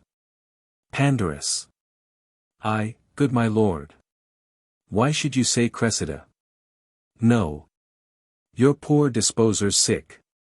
Paris. I spy. Pandarus. You spy. What do you spy? Come, give me an instrument. Now, sweet queen. Helen. Why, this is kindly done. Pandarus. My niece is horribly in love with a thing you have. Sweet queen. Helen. She shall have it, my lord, if it be not my lord Paris. Pandarus. He. No, she'll none of him. They two are twain. Helen. Falling in, after falling out, may make them three. Pandarus. Come, come, I'll hear no more of this, I'll sing you a song now. Helen. I, prithee now. By my troth, sweet lord, thou hast a fine forehead. Pandarus. You may. Helen. Let thy song be love, this love will undo us all. O Cupid, Cupid, Cupid. Pandarus. Love. That it shall, faith. Paris. Good now, love, love, nothing but love. Pandarus. In good troth, it begins so. Sings. Love, love, nothing but love, still more. For, oh, love's bow shoots buck and doe. The shaft confounds. Not that it wounds, but tickles still the sore. These lovers cry oh. Oh. They die. Yet that which seems the wound to kill doth turn oh. Oh. To ha. Ha. He. So dying love lives still. Oh. Oh. A while, but ha. Ha. Ha. Oh. Oh. Groans out for ha. Ha. Ha. Hi-ho. Helen. In love, faith, to the very tip of the nose. Paris. He eats nothing but doves, love, and that breeds hot blood, and hot blood begets hot thoughts, and hot thoughts beget hot deeds, and hot deeds is love. Pandarus. Is this the generation of love? Hot blood, hot thoughts, and hot deeds. Why, they are vipers. Is love a generation of vipers? Sweet lord, whose afield today? Paris. Hector, Deiphobus, Helenus, Antenor, and all the gallantry of Troy, I would fain have armed today. But my Nell would not have it so. How chance my brother Troilus went not? Helen. He hangs the lip at something, you know all, Lord Pandarus. Pandarus. Not I, honey sweet queen. I long to hear how they sped today. You'll remember your brother's excuse. Paris. To a hair. Pandarus. Farewell, sweet queen. Helen. Commend me to your niece. Pandarus. I will, sweet queen. Exit. A retreat sounded. Paris. There come from field, let us to Priam's hall. To greet the warriors. Sweet Helen, I must woo you. To help unarm our Hector, his stubborn buckles. With these your white enchanting fingers touched. Shall more obey than to the edge of steel. Or force of Greekish sinews. You shall do more. Then all the island kings disarm great Hector. Helen. 'Twill make us proud to be his servant, Paris. Yea, what he shall receive of us in duty. Gives us more palm and beauty than we have. Yea, overshines ourself. Paris. Sweet, above thought I love thee. Exeunt. Scene 2. The same. Pandarus' orchard. Enter Pandarus and Troilus's boy, meeting. Pandarus. How now? Where's thy master? At my cousin Cressida's. Boy. No, sir, he stays for you to conduct him thither. Pandarus. Oh, here he comes. Enter Troilus. How now, how now? Troilus. Sirrah, walk off. Exit boy. Pandarus. Have you seen my cousin? Troilus. No, Pandarus, I stalk about her door. Like a strange soul upon the Stygian banks. Staying for waftage. Oh, be thou my Charon. And give me swift transportance to those fields. Where I may wallow in the lily beds. Proposed for the deserver. O gentle Pandarus. From Cupid's shoulder pluck his painted wings. And fly with me to Cressid. Pandarus. Walk here the orchard, I'll bring her straight. Exit. Troilus. I am giddy, expectation whirls me round. The imaginary relish is so sweet. That it enchants my sense, what will it be? When that the watery palate tastes indeed. Love's thrice reputed nectar. Death, I fear me. Swooning destruction, or some joy too fine. Too subtle potent, tune too sharp in sweetness. For the capacity of my ruder powers. I fear it much, and I do fear besides. That I shall lose distinction in my joys. As doth a battle, when they charge on heaps. The enemy flying. Re-enter Pandarus. Pandarus. She's making her ready, she'll come straight, you. Must be witty now. She does so blush, and fetches. Her wind so short, as if she were frayed with a sprite, I'll fetch her. It is the prettiest. Villain, she fetches her breath as short as a Newtyan sparrow. Exit. Troilus. Even such a passion doth embrace my bosom. My heart beats thicker than a feverous pulse. And all my powers do their bestowing lose. Like vassalage at unawares encountering the eye of majesty. Re-enter Pandarus with Cressida. Pandarus. Come, come, what need you blush? Shame's a baby. Here she is now, swear the oaths now to her that you have sworn to me. What, are you gone again? You must be watched ere you be made tame, must you?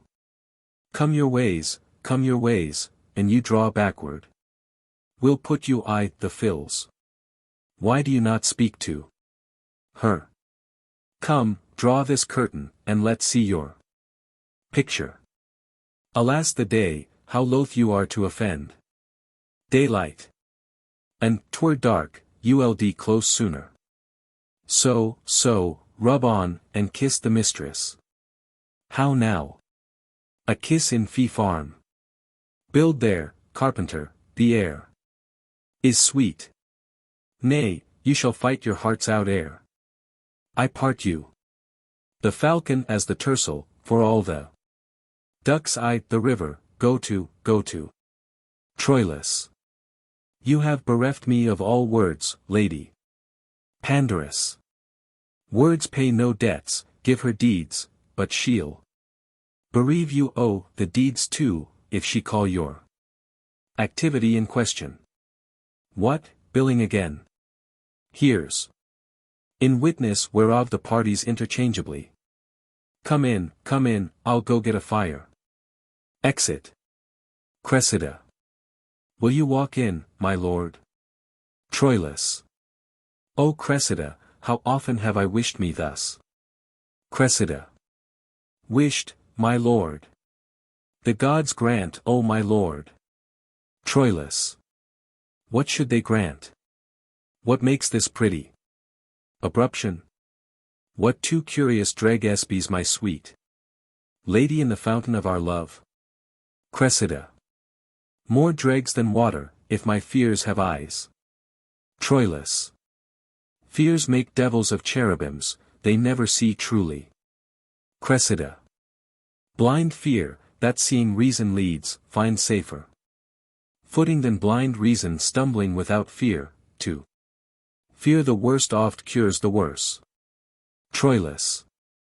Oh, let my lady apprehend no fear, in all Cupid's pageant there is presented no monster. Cressida. Nor nothing monstrous neither. Troilus. Nothing, but our undertakings, when we vow to weep. Seize, live in fire, eat rocks, tame tigers. Thinking it harder for our mistress to devise imposition enough than for us to undergo any difficulty imposed. This is the monstruosity in love, lady, that the will is infinite and the execution confined, that the desire is boundless and the act a slave to limit. Cressida. They say all lovers swear more performance than they are able and yet reserve an ability that they never perform, vowing more than the perfection of 10 and discharging less than the 10th part of 1. They that have the voice of lions and the act of hares. Are they not monsters? Troilus. Are there such? Such are not we, praise us as we are tasted, allow us as we prove. Our head shall go bare till merit crown it, no perfection in reversion. Shall have a praise in present, we will not name. Desert before his birth, and, being born, his addition. Shall be humble. Few words to fair faith, Troilus. Shall be such to Cressida as what envy can say worst. Shall be a mock for his truth, and what truth can speak truest not truer than Troilus. Cressida. Will you walk in, my lord? Re-enter Pandarus. Pandarus. What, blushing still? Have you not done talking yet? Cressida. Well, uncle, what folly I commit, I dedicate to you. Pandarus. I thank you for that, if my lord get a boy of you. You'll give him me. Be true to my lord, if he flinch, chide me for it. Troilus. You know now your hostages, your uncle's word and my firm faith. Pandarus. Nay, I'll give my word for her too, our kindred. Though they be long ere they are wooed, they are constant being one, they are burrs, I can tell you. They'll stick where they are thrown. Cressida. Boldness comes to me now, and brings me heart. Prince Troilus, I have loved you night and day. For many weary months. Troilus. Why was my Cressida then so hard to win? Cressida. Hard to seem won, but I was won, my lord. With the first glance that ever pardoned me. If I confess much, you will play the tyrant. I love you now, but not, till now, so much. But I might master it, in faith, I lie. My thoughts were like unbridled children, grown too headstrong for their mother. See, we fools. Why have I blabbed? Who shall be true to us, when we are so unsecret to ourselves? But, though I loved you well, I wooed you not. And yet, good faith, I wished myself a man. Or that we women had men's privilege of speaking first. Sweet, bid me hold my tongue. For in this rapture I shall surely speak the thing I shall repent. See, your silence, cunning in dumbness, from my weakness draws my very soul of counsel. Stop my mouth, Troilus. And shall, albeit sweet music issues thence. Pandarus. Pretty, faith. Cressida. My lord, I do beseech you, pardon me. 'Twas not my purpose, thus to beg a kiss. I am ashamed. O heavens! What have I done? For this time will I take my leave, my lord. Troilus. Your leave, sweet Cressid. Pandarus. Leave. And you take leave till tomorrow morning. Cressida. Pray you, content you. Troilus. What offends you, lady? Cressida. Sir, mine own company. Troilus. You cannot shun yourself. Cressida. Let me go and try. I have a kind of self resides with you. But an unkind self, that itself will leave. To be another's fool. I would be gone. Where is my wit? I know not what I speak. Troilus. Well know they what they speak that speak so wisely. Cressida. Perchance, my lord, I show more craft than love. And fell so roundly to a large confession.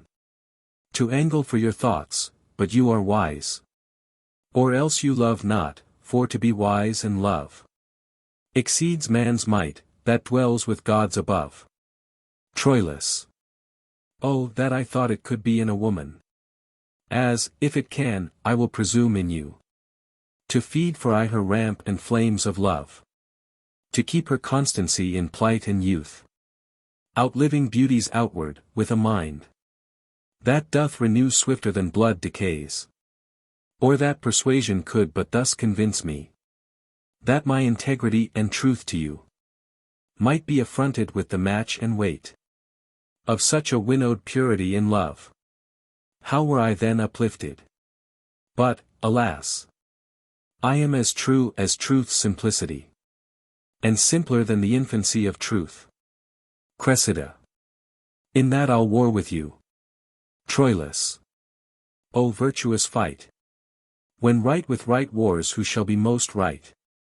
True swains in love shall in the world to come approve their truths by Troilus, when their rhymes, full of protest, of oath and big compare, want similes, truth tired with iteration. As true as steel, as plantage to the moon, as sun to day, as turtle to her mate, as iron to adamant, as earth to the center. Yet, after all comparisons of truth, as truth's authentic author to be cited, as true as Troilus shall crown up the verse, and sanctify the numbers. Cressida. Prophet may you be, if I be false, or swerve a hair from truth. When time is old and hath forgot itself. When water drops have worn the stones of Troy, and blind oblivion swallowed cities up, and mighty states characterless are graded to dusty nothing, yet let memory, from false to false, among false maids in love, upbraid my falsehood, when they've said, as false as air, as water, wind, or sandy earth, as fox to lamb, as wolf to heifer's calf, pard to the hind, or stepdame to her son. Yea, let them say, to stick the heart of falsehood, as false as Cressid. Pandarus. Go to, a bargain made, seal it, I'll be the witness. Here I hold your hand, here my cousins.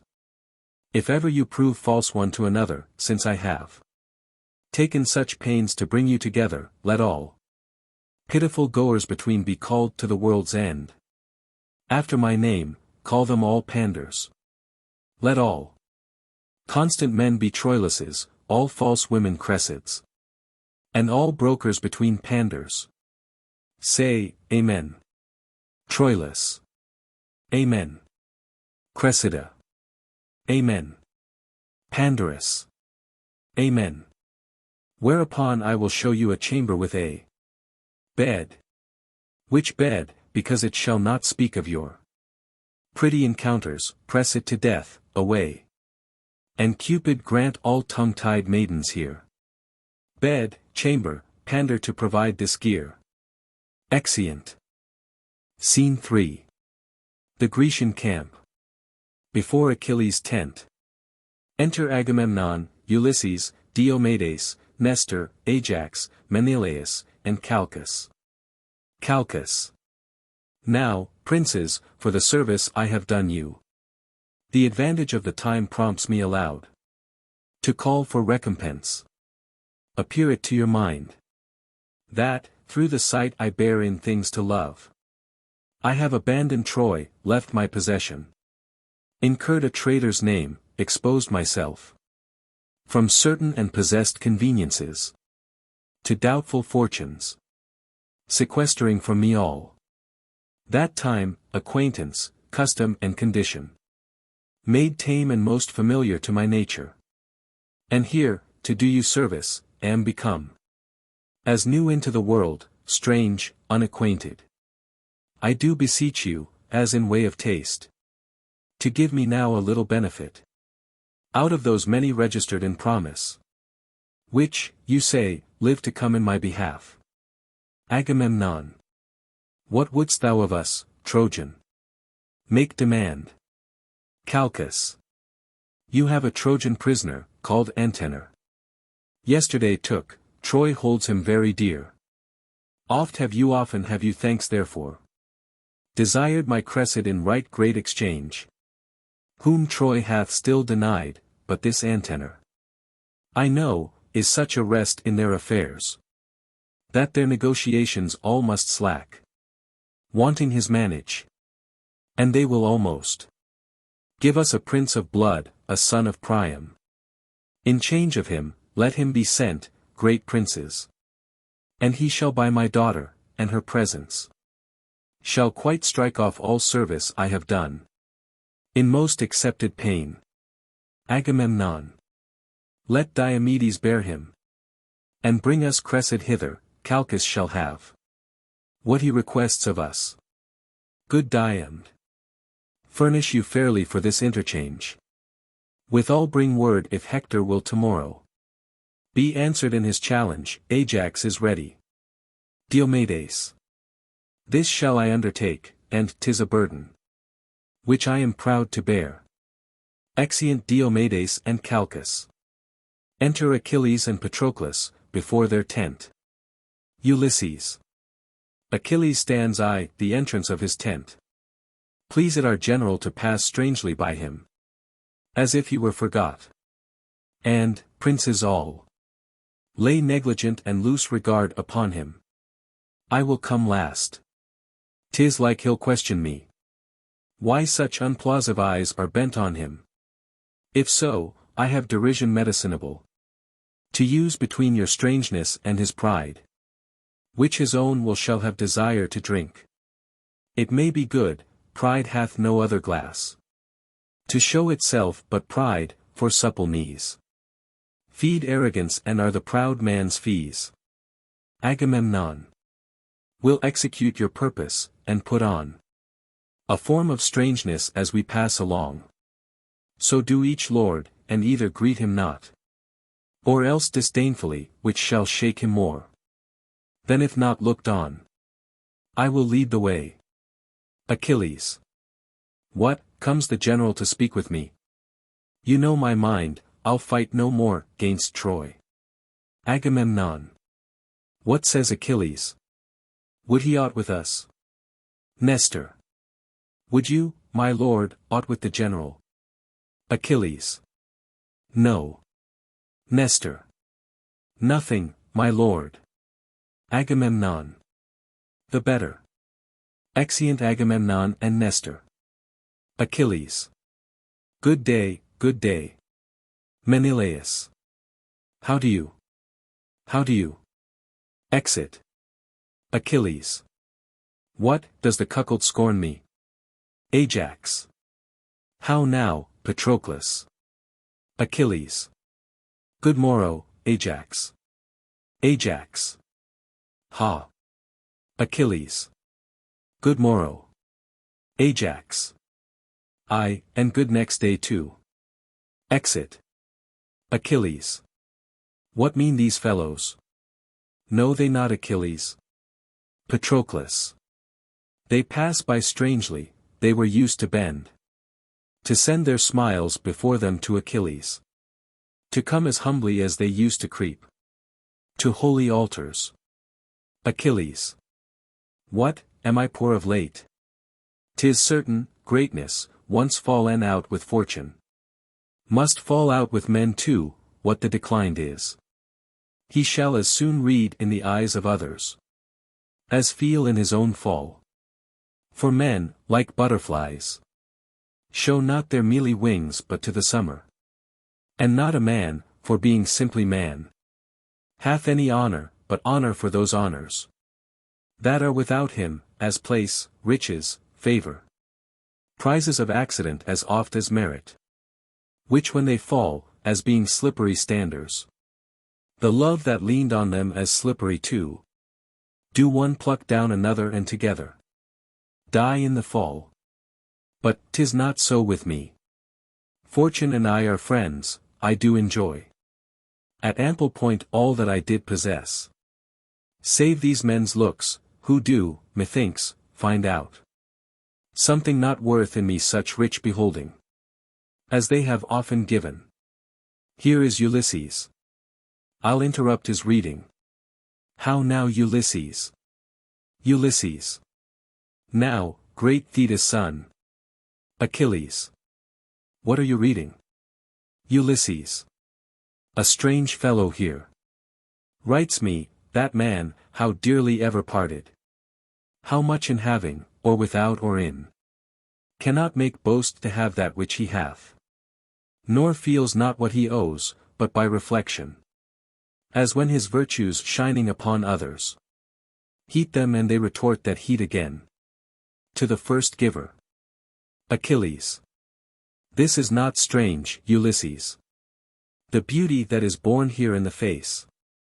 The bearer knows not, but commends itself. To others' eyes. Nor doth the eye itself. That most pure spirit of sense, behold itself. Not going from itself, but eye to eye opposed. Salutes each other with each other's form. For speculation turns not to itself. Till it hath travelled and is mirrored there. Where it may see itself. This is not strange at all. Ulysses. I do not strain at the position. It is familiar but at the author's drift. Who, in his circumstance, expressly proves that no man is the lord of anything. Though in and of him there be much consisting. Till he communicate his parts to others. Nor doth he of himself know them for aught. Till he behold them formed in the applause. Where they're extended. Who, like an arch, reverberates. The voice again, or, like a gate of steel. Fronting the sun, receives and renders back. His figure and his heat. I was much wrapped in this. And apprehended here immediately. The unknown Ajax. Heavens, what a man is there! A very horse. That has he knows not what. Nature, what things there are. Most abject in regard and dear in use. What things again most dear in the esteem. And poor in worth. Now shall we see tomorrow. An act that very chance doth throw upon him. Ajax renowned. O heavens, what some men do. while some men leave to do. How some men creep in skittish fortune's hall, whiles others play the idiots in her eyes. How one man eats into another's pride, while pride is fasting in his wantonness. To see these Grecian lords, why, even already, they clap the lubber Ajax on the shoulder, as if his foot were on brave Hector's breast. And great Troy shrieking, Achilles! I do believe it, for they passed by me, as misers do by beggars, neither gave to me good word nor look. What, are my deeds forgot? Ulysses. Time hath, my lord, a wallet at his back, wherein he puts alms for oblivion, a great-sized monster of ingratitudes. Those scraps are good deeds past, which are devoured as fast as they are made, forgot as soon as done. Perseverance, dear my lord, keeps honor bright. To have done is to hang quite out of fashion, like a rusty mail in monumental mockery. Take the instant way, for honor travels in a strait so narrow, where one but goes abreast. Keep then the path, for emulation hath 1,000 sons, that one by one pursue. If you give way, or hedge aside from the direct forthright, like to an entered tide, they all rush by, and leave you hindmost. Or like a gallant horse fallen in first rank, lie there for pavement to the abject rear, o'errun and trampled on. Then what they do in present, though less than yours in past, must o'ertop yours. For time is like a fashionable host, that slightly shakes his parting guest by the hand, and with his arms outstretched, as he would fly, grasps in the comber, welcome ever smiles, and farewell goes out sighing.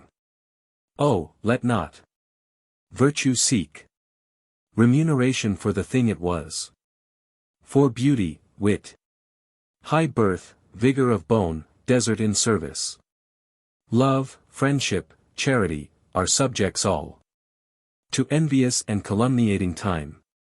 One touch of nature makes the whole world kin, that all with one consent praise newborn gods, though they are made and moulded of things past, and give to dust that is a little guilt, more laud than guilt o'erdusted. The present eye praises the present object. Then marvel not, thou great and complete man, that all the Greeks begin to worship Ajax, since things in motion sooner catch the eye than what not stirs. The cry went once on thee, and still it might, and yet it may again, if thou wouldst not entomb thyself alive, and case thy reputation in thy tent, whose glorious deeds, but in these fields of late, made emulous missions mongst the gods themselves, and drave great Mars to faction. Achilles. Of this my privacy, I have strong reasons. Ulysses. But, 'gainst your privacy, the reasons are more potent and heroical. 'Tis known, Achilles, that you are in love with one of Priam's daughters. Achilles. Ha! Known. Ulysses. Is that a wonder? The Providence that's in a watchful state knows almost every grain of Plutus gold, finds bottom in the uncomprehensive deeps, keeps place with thought and almost, like the gods, does thoughts unveil in their dumb cradles. There is a mystery with whom relation durst never meddle in the soul of state, which hath an operation more divine than breath or pen can give expressure to. All the commerce that you have had with Troy, as perfectly is ours as yours, my lord. And better would it fit Achilles much to throw down Hector than Polyxena.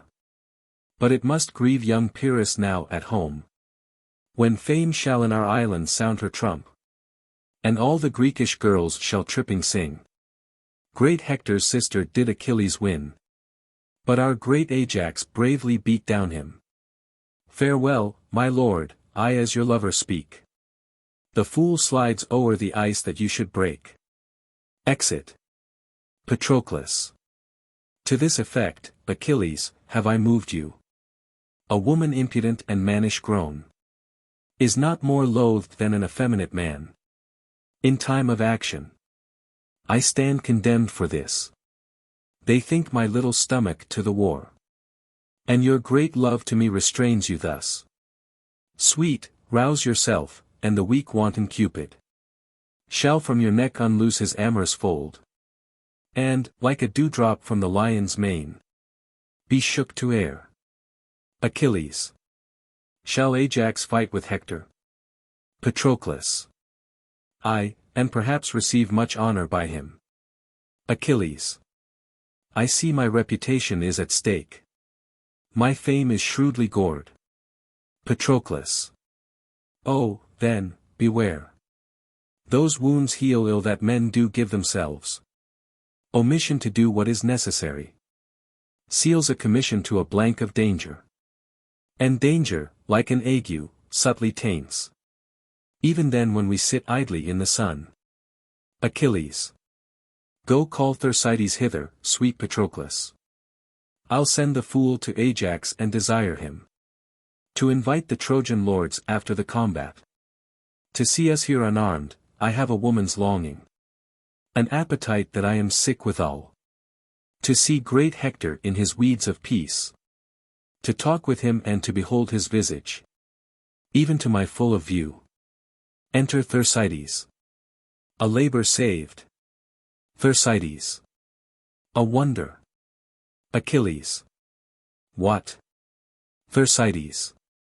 Ajax goes up and down the field, asking for himself. Achilles. How so? Thersites. He must fight singly tomorrow with Hector, and is so prophetically proud of an heroical cudgeling that he raves in saying nothing. Achilles. How can that be? Thersites. Why, he stalks up and down like a peacock, astride. And astand, ruminates like an hostess that hath no arithmetic but her brain to set down her reckoning. Bites his lip with a politic regard. As who should say, there were wit in this head, and 'twould out. And so there is, but it lies as coldly in him as fire in a flint, which will not show without knocking. The man's undone forever, for if Hector break not his neck the combat, he'll break himself in vain glory. He knows not me, I said, good morrow, Ajax, and he replies, thanks, Agamemnon. What think you of this man that takes me for the general? He's grown a very land fish, languageless, a monster. A plague of opinion. A man may wear it on both sides, like a leather jerkin. Achilles. Thou must be my ambassador to him, Thersites. Thersites. Who, I? Why, he'll answer nobody, he professes not. Answering, speaking is for beggars, he wears his tongue in's arms. I will put on his presence, let Patroclus make demands to me, you shall see the pageant of Ajax. Achilles. To him, Patroclus. Tell him I humbly desire the valiant Ajax to invite the most valorous Hector to come unarmed to my tent, and to procure safe conduct for his person of the magnanimous and most illustrious 6 or 7 times honored Captain General of the Grecian army, Agamemnon, etc. Do this. Patroclus. Jove bless great Ajax. Thersites. Patroclus. I come from the worthy Achilles. Thersites. Ha! Patroclus. Who most humbly desires you to invite Hector to his tent. Thersites. Patroclus. And to procure safe conduct from Agamemnon. Thersites. Agamemnon. Patroclus. I, my lord. Thersites. Ha! Patroclus. What say you to't? Thersites. God be you with all my heart. Patroclus. Your answer, sir. Thersites. If tomorrow be a fair day, by 11 o'clock it will. Go one way or other, howsoever, he shall pay for me. Ere he has me. Patroclus.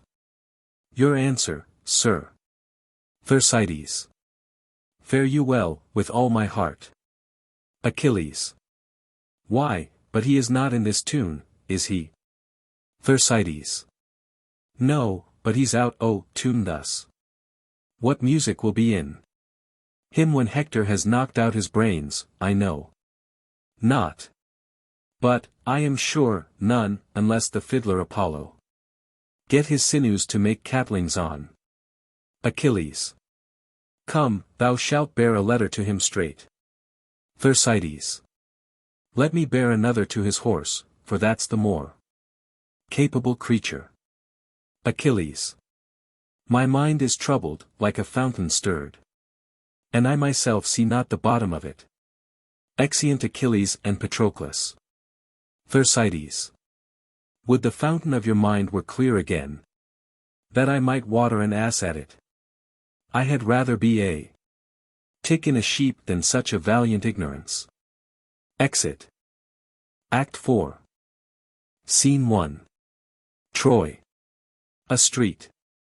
Enter, from one side, Aeneas, and servant with a torch, from the other, Paris, Deiphobus, Antenor, Diomedes, and others, with torches. Paris. See, ho! Who is that there? Deiphobus. It is the Lord Aeneas. Aeneas. Is the prince there in person? Had I so good occasion to lie long? As you, Prince Paris, nothing but heavenly business should rob my bedmate of my company. Diomedes. That's my mind too. Good morrow, Lord Aeneas. Paris. A valiant Greek, Aeneas, take his hand. Witness the process of your speech, wherein you told how Diomed, a whole week by days, did haunt you in the field. Aeneas. Health to you, valiant sir. During all question of the gentle truce. But when I meet you armed, as black defiance, as heart can think or courage execute. Diomedes. The one and other Diomed embraces. Our bloods are now in calm, and, so long, health. But when contention and occasion meet, by Jove, I'll play the hunter for thy life. With all my force, pursuit and policy. Aeneas. And thou shalt hunt a lion, that will fly with his face backward. In humane gentleness. Welcome to Troy. Now, by Anchises' life. Welcome, indeed. By Venus' hand I swear. No man alive can love in such a sort. The thing he means to kill more excellently. Diomedes. We sympathize, Jove, let Aeneas live. If to my sword his fate be not the glory. 1,000 complete courses of the sun. But, in mine emulous honor, let him die. With every joint a wound, and that tomorrow. Aeneas. We know each other well. Diomedes. We do, and long to know each other worse. Paris. This is the most despiteful gentle greeting. The noblest hateful love, that e'er I heard of. What business, Lord, so early? Aeneas. I was sent for to the king, but why, I know not. Paris. His purpose meets you, 'twas to bring this Greek to Calchas' house, and there to render him for the enfreed Antenor, the fair Cressida. Let's have your company, or, if you please, haste there before us, I constantly do think. Or rather, call my thought a certain knowledge. My brother Troilus lodges there tonight. Rouse him and give him note of our approach. With the whole quality wherefore, I fear, we shall be much unwelcome. Aeneas. That I assure you. Troilus had rather Troy were born to Greece. Then Cressida born from Troy. Paris. There is no help. The bitter disposition of the time. Will have it so. On, Lord, will follow you. Aeneas. Good morrow, all. Exit with servant. Paris. And tell me, noble Diomed, faith, tell me true. Even in the soul of sound good fellowship. Who, in your thoughts, merits fair Helen best? Myself or Menelaus? Diomedes. Both alike. He merits well to have her, that doth seek her. Not making any scruple of her soilure. With such a hell of pain and world of charge. And you as well to keep her, that defend her. Not palliating the taste of her dishonor. With such a costly loss of wealth and friends. He, like a puling cuckold, would drink up the lees and dregs of a flat tamed peace. You, like a lecher, out of whorish loins, are pleased to breed out your inheritors. Both merits poised, each weighs, nor less nor more. But he as he, the heavier for a whore.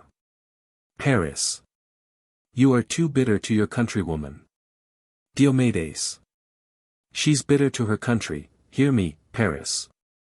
For every false drop in her body veins, a Grecian's life hath sunk. For every scruple of her contaminated carrion weight, a Trojan hath been slain, since she could speak. She hath not given so many good words breath. As for her Greeks and Trojans suffered death. Paris. Fair Diomed, you do as chapmen do. Dispraise the thing that you desire to buy. But we in silence hold this virtue well. We'll but commend what we intend to sell. Here lies our way. Exeunt. Scene 2. The same. Court of Pandarus' house. Enter Troilus and Cressida. Troilus. Dear, trouble not yourself, the morn is cold. Cressida. Then, sweet my lord, I'll call mine uncle down. He shall unbolt the gates. Troilus. Trouble him not. To bed, sleep kill those pretty eyes. And give as soft attachment to thy senses. As infants empty of all thought. Cressida. Good morrow, then. Troilus. I prithee now, to bed. Cressida. Are you weary of me? Troilus. O Cressida. But that the busy day, waked by the lark, hath roused the ribald crows. And dreaming night will hide our joys no longer. I would not from thee. Cressida. Night hath been too brief. Troilus. Beshrew the witch. With venomous wights she stays. As tediously as hell, but flies the grasps of love. With wings more momentary swift than thought. You will catch cold, and curse me. Cressida. Prithee, tarry. You men will never tarry. O foolish Cressida. I might have still held off. And then you would have tarried. Hark! There's one up. Pandarus. Within, what, all the doors open here. Troilus. It is your uncle. Cressida. A pestilence on him. Now will he be mocking. I shall have such a life. Enter Pandarus. Pandarus. How now, how now? How go maidenheads? Here, you. Maid. Where's my cousin Cressida? Cressida. Go hang yourself, you naughty mocking uncle. You bring me to do, and then you flout me too. Pandarus. To do what? To do what? Let her say. What have I brought you to do? Cressida. Come, beshrew your heart. You'll ne'er be good. Nor suffer others. Pandarus. Ha! Ha! Alas, poor wretch! Ah, poor Capocchia! Hast not slept tonight? Would he not, a naughty man, let it sleep? A bugbear take him. Cressida. Did not I tell you? Would he were knocked I the head. Knocking within. Who's that at door? Good uncle, go and see. My lord, come you again into my chamber. You smile and mock me, as if I meant naughtily. Troilus. Ha, ha. Cressida. Come, you are deceived, I think of no such thing. Knocking within. How earnestly they knock. Pray you, come in. I would not for half Troy have you seen here. Exeunt Troilus and Cressida. Pandarus. Who's there? What's the matter? Will you beat down the door? How now? What's the matter? Enter Aeneas. Aeneas. Good morrow, lord, good morrow. Pandarus. Who's there? My lord Aeneas. By my troth. I knew you not, what news with you so early? Aeneas. Is not Prince Troilus here? Pandarus. Here. What should he do here? Aeneas. Come, he is here, my lord. Do not deny him. It doth import him much to speak with me. Pandarus. Is he here, say you? 'Tis more than I know, I'll be sworn, for my own part, I came in late. What should he do here? Aeneas. Who? Nay, then, come, you'll do him wrong. Ere you're ware, you'll be so true to him, to be false to him, do not you know of him, but yet go. Fetch him hither, go. Re-enter Troilus. Troilus. How now? What's the matter? Aeneas. My lord, I scarce have leisure to salute you. My matter is so rash, there is at hand Paris your brother, and Deiphobus, the Grecian Diomed, and our Antenor, delivered to us. And for him forthwith, ere the first sacrifice, within this hour, we must give up to Diomedes' hand. The Lady Cressida. Troilus. Is it so concluded? Aeneas. By Priam and the general state of Troy. They are at hand and ready to effect it. Troilus. How my achievements mock me. I will go meet them, and, my lord Aeneas. We met by chance, you did not find me here. Aeneas. Good, my lord, the secrets of nature have not more gift in taciturnity. Exeunt Troilus and Aeneas. Pandarus. Is't possible? No sooner got but lost. The devil. Take Antenor. The young prince will go mad, a plague upon Antenor. I would they had broke s neck. Re-enter Cressida. Cressida. How now? What's the matter? Who was here?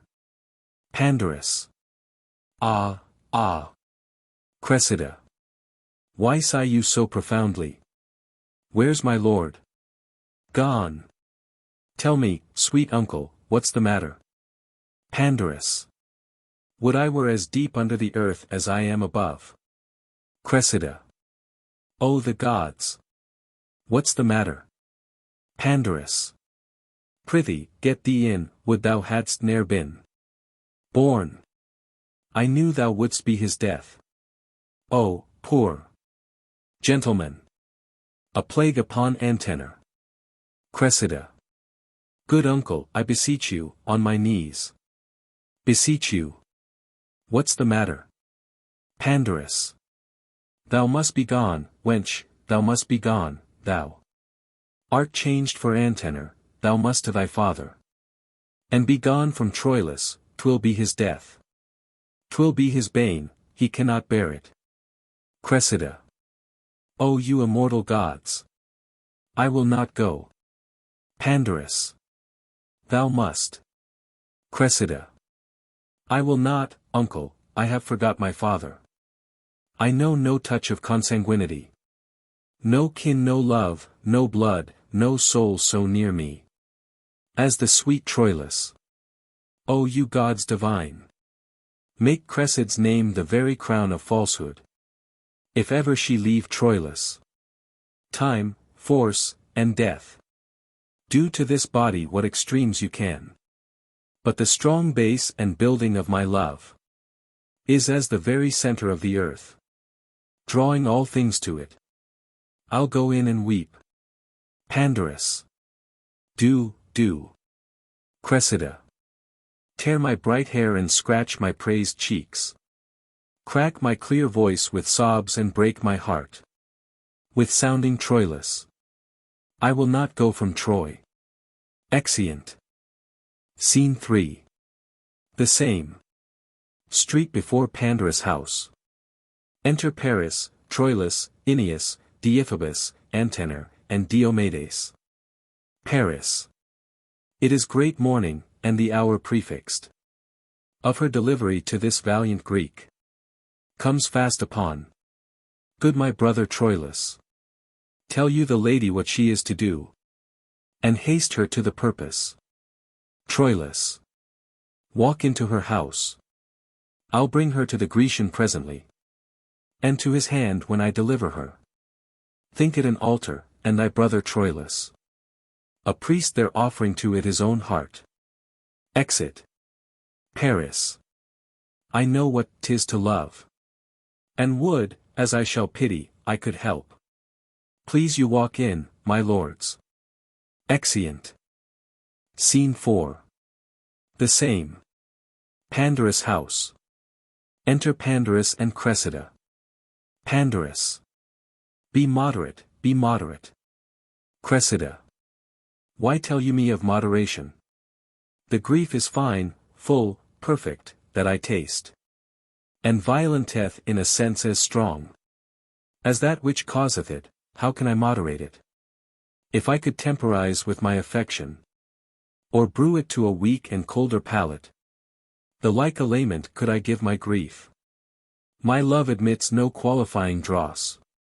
No more my grief, in such a precious loss. Pandarus. Here he comes. Enter Troilus.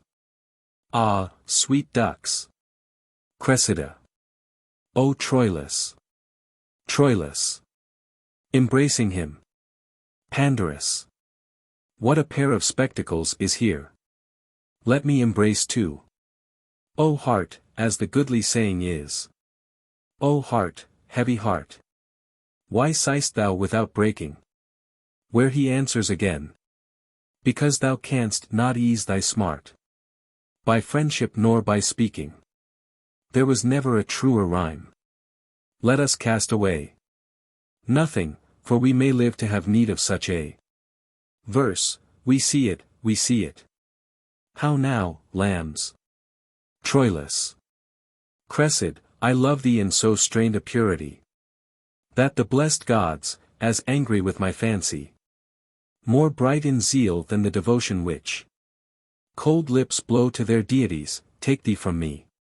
Cressida. Have the gods envy? Pandarus. I, 'tis too plain a case. Cressida. And is it true that I must go from Troy? Troilus. A hateful truth. Cressida. What, and from Troilus too? Troilus.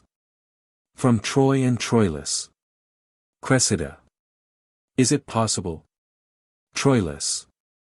And suddenly, where injury of chance puts back leave-taking, just less roughly by, all time of pause, rudely beguiles our lips. Of all rejoinder, forcibly prevents our locked embrasures, strangles our dear vows.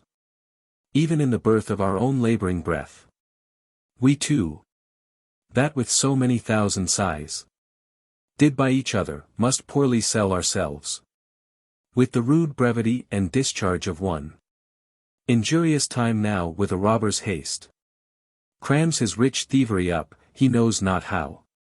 As many farewells as be stars in heaven, with distinct breath and consigned kisses to them, he fumbles up into a loose adieu. And scants us with a single famished kiss. Distaced with the salt of broken tears. Aeneas. Within, my lord, is the lady ready? Troilus. Hark!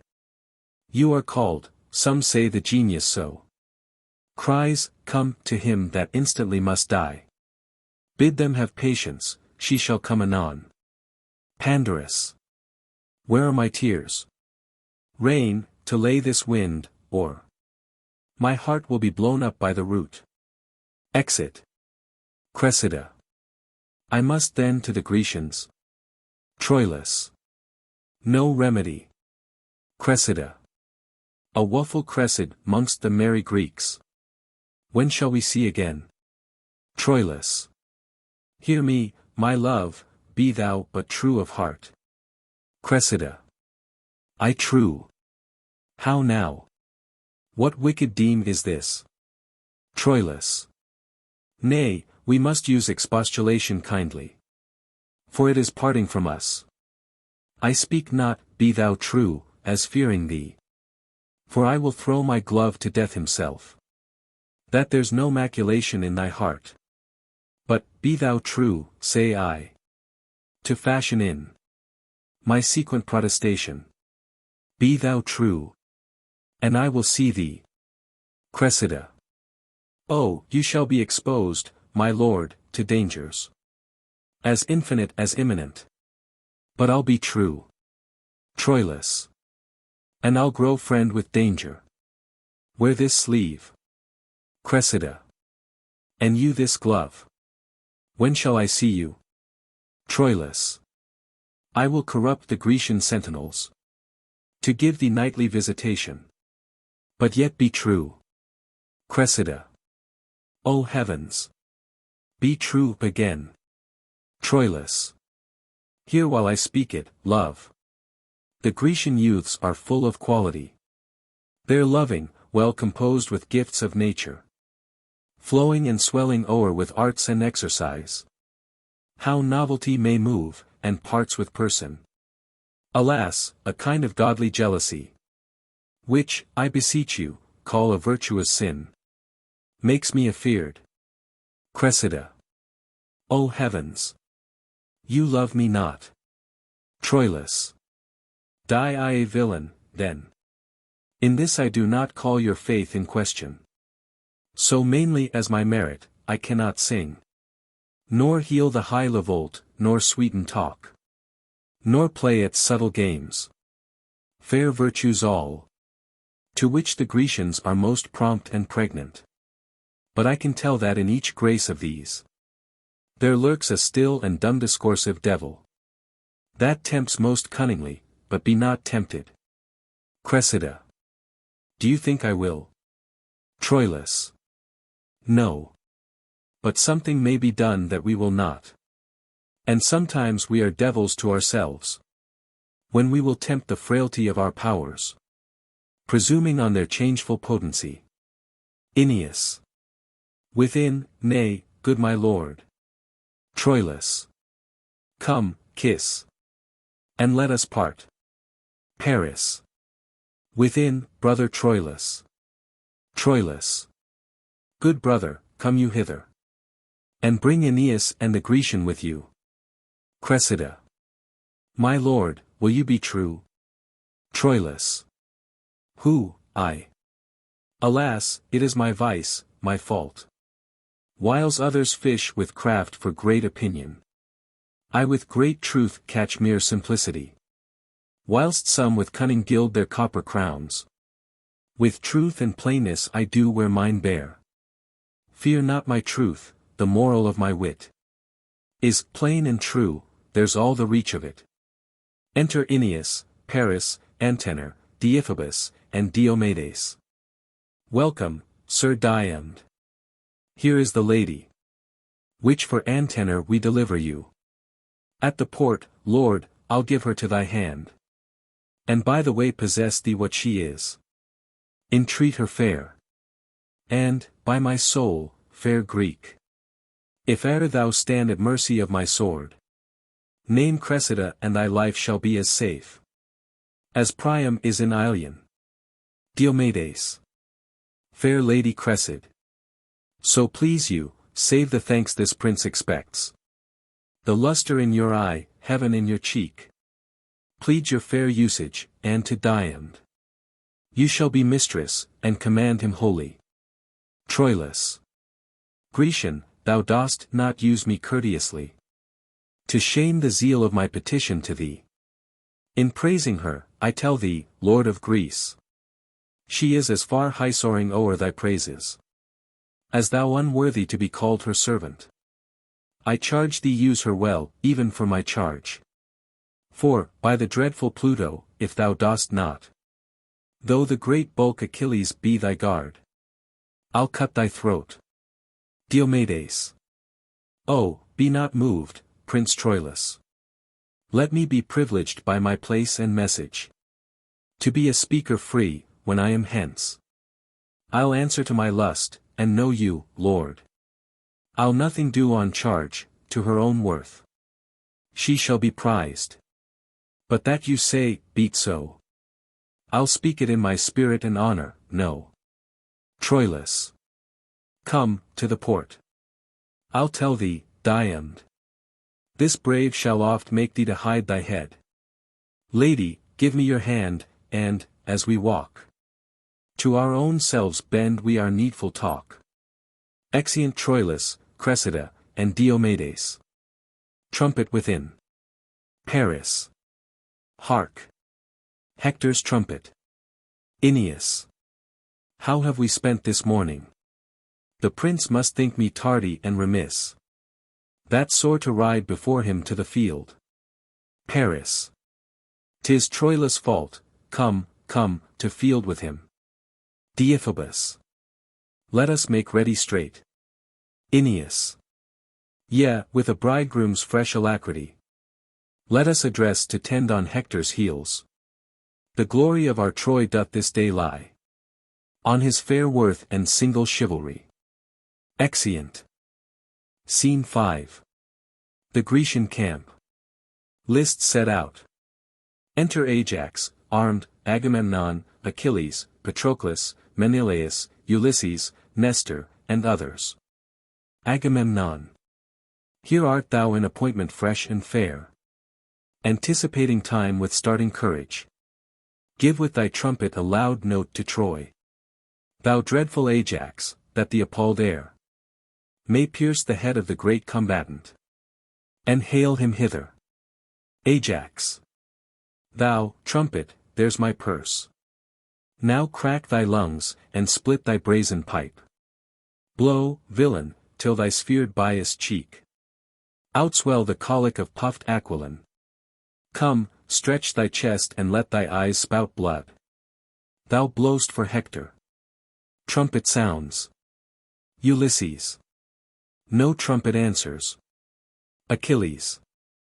'Tis but early days. Agamemnon. Is not yon Diomed, with Calchas' daughter? Ulysses. 'Tis he, I ken the manner of his gait. He rises on the toe, that spirit of his in aspiration lifts him from the earth. Enter Diomedes, with Cressida. Agamemnon. Is this the lady Cressida? Diomedes. Even she. Agamemnon. Most dearly welcome to the Greeks, sweet lady. Nestor. Our general doth salute you with a kiss. Ulysses. Yet is the kindness but particular. 'Twere better she were kissed in general. Nestor. And very courtly counsel, I'll begin. So much for Nestor. Achilles. I'll take what winter from your lips, fair lady. Achilles bids you welcome. Menelaus. I had good argument for kissing once. Patroclus. But that's no argument for kissing now. For this popped Paris in his hardiment, and parted thus you and your argument. Ulysses.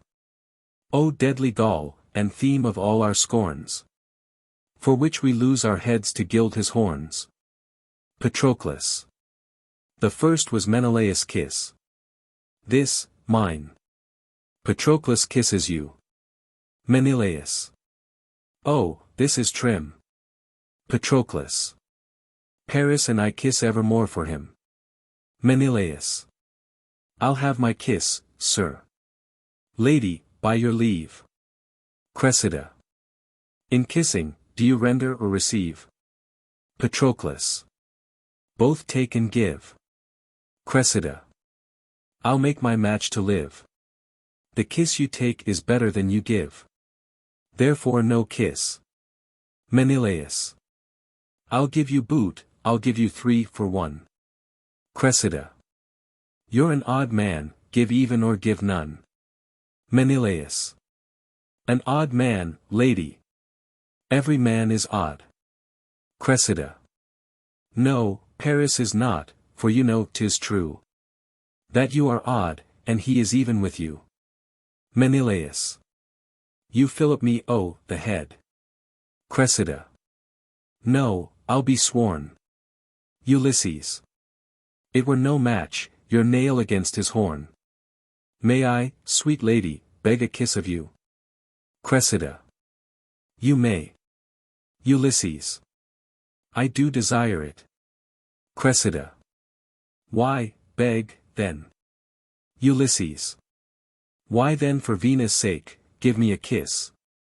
When Helen is a maid again, and his. Cressida.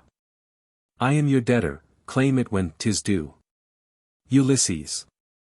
Never's my day, and then a kiss of you. Diomedes.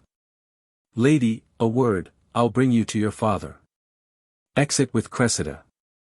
Nestor. A woman of quick sense. Ulysses. Fie, fie upon her. There's language in her eye, her cheek, her lip. Nay, her foot speaks, her wanton spirits look out. At every joint and motive of her body. Oh, these encounters, so glib of tongue. That give accosting welcome ere it comes. And wide unclasp the tables of their thoughts. To every ticklish reader. Set them down. For sluttish spoils of opportunity. And daughters of the game. Trumpet within. All. The Trojans trumpet. Agamemnon. Yonder comes the troop. Enter Hector, armed, Aeneas, Troilus, and other Trojans, with attendants. Aeneas. Hail, all you state of Greece. What shall be done? To him that victory commands? Or do you purpose? A victor shall be known. Will you the knights? Shall to the edge of all extremity pursue each other, or shall be divided? By any voice or order of the field? Hector bade ask. Agamemnon. Which way would Hector have it? Aeneas. He cares not, he'll obey conditions. Achilles. 'Tis done like Hector, but securely done. A little proudly, and great deal misprising. The knight opposed. Aeneas. If not Achilles, sir. What is your name? Achilles. If not Achilles, nothing. Aeneas. Therefore Achilles, but, whatever, know this. In the extremity of great and little, valor and pride excel themselves in Hector. The one almost as infinite as all. The other blank as nothing. Weigh him well. And that which looks like pride is courtesy. This Ajax is half made of Hector's blood. In love whereof, half Hector stays at home. Half heart, half hand, half Hector comes to seek. This blended knight, half Trojan and half Greek. Achilles. A maiden battle, then. Oh, I perceive you. Re-enter Diomedes. Agamemnon. Here is Sir Diomed. Go, gentle knight. Stand by our Ajax, as you and Lord Aeneas. Consent upon the order of their fight. So be it. Either to the uttermost. Or else a breath, the combatants being kin. Half stints their strife before their strokes begin. Ajax and Hector enter the lists. Ulysses. They are opposed already. Agamemnon. What Trojan is that same that looks so heavy? Ulysses. The youngest son of Priam, a true knight. Not yet mature, yet matchless, firm of word. Speaking in deeds and deedless in his tongue. Not soon provoked nor being provoked soon calmed. His heart and hand both open and both free. For what he has he gives, what thinks he shows. Yet gives he not till judgment guide his bounty. Nor dignifies an impure thought with breath. Manly as Hector, but more dangerous. For Hector in his blaze of wrath subscribes to tender objects, but he in heat of action is more vindicative than jealous love. They call him Troilus, and on him erect a second hope, as fairly built as Hector. Thus says Aeneas, one that knows the youth, even to his inches, and with private soul, did in great Ilion thus translate him to me. Alarum. Hector and Ajax fight. Agamemnon. They are in action. Nestor. Now, Ajax, hold thine own. Troilus. Hector, thou sleepst. Awake thee. Agamemnon. His blows are well disposed, there, Ajax. Diomedes. You must know more. Trumpet cease. Aeneas. Princes, enough, so please you. Ajax. I am not warm yet, let us fight again. Diomedes. As Hector pleases. Hector. Why, then will I know more. Thou art, great lord, my father's sister's son. A cousin german to great Priam's seed. The obligation of our blood forbids a gory emulation twixt us twain.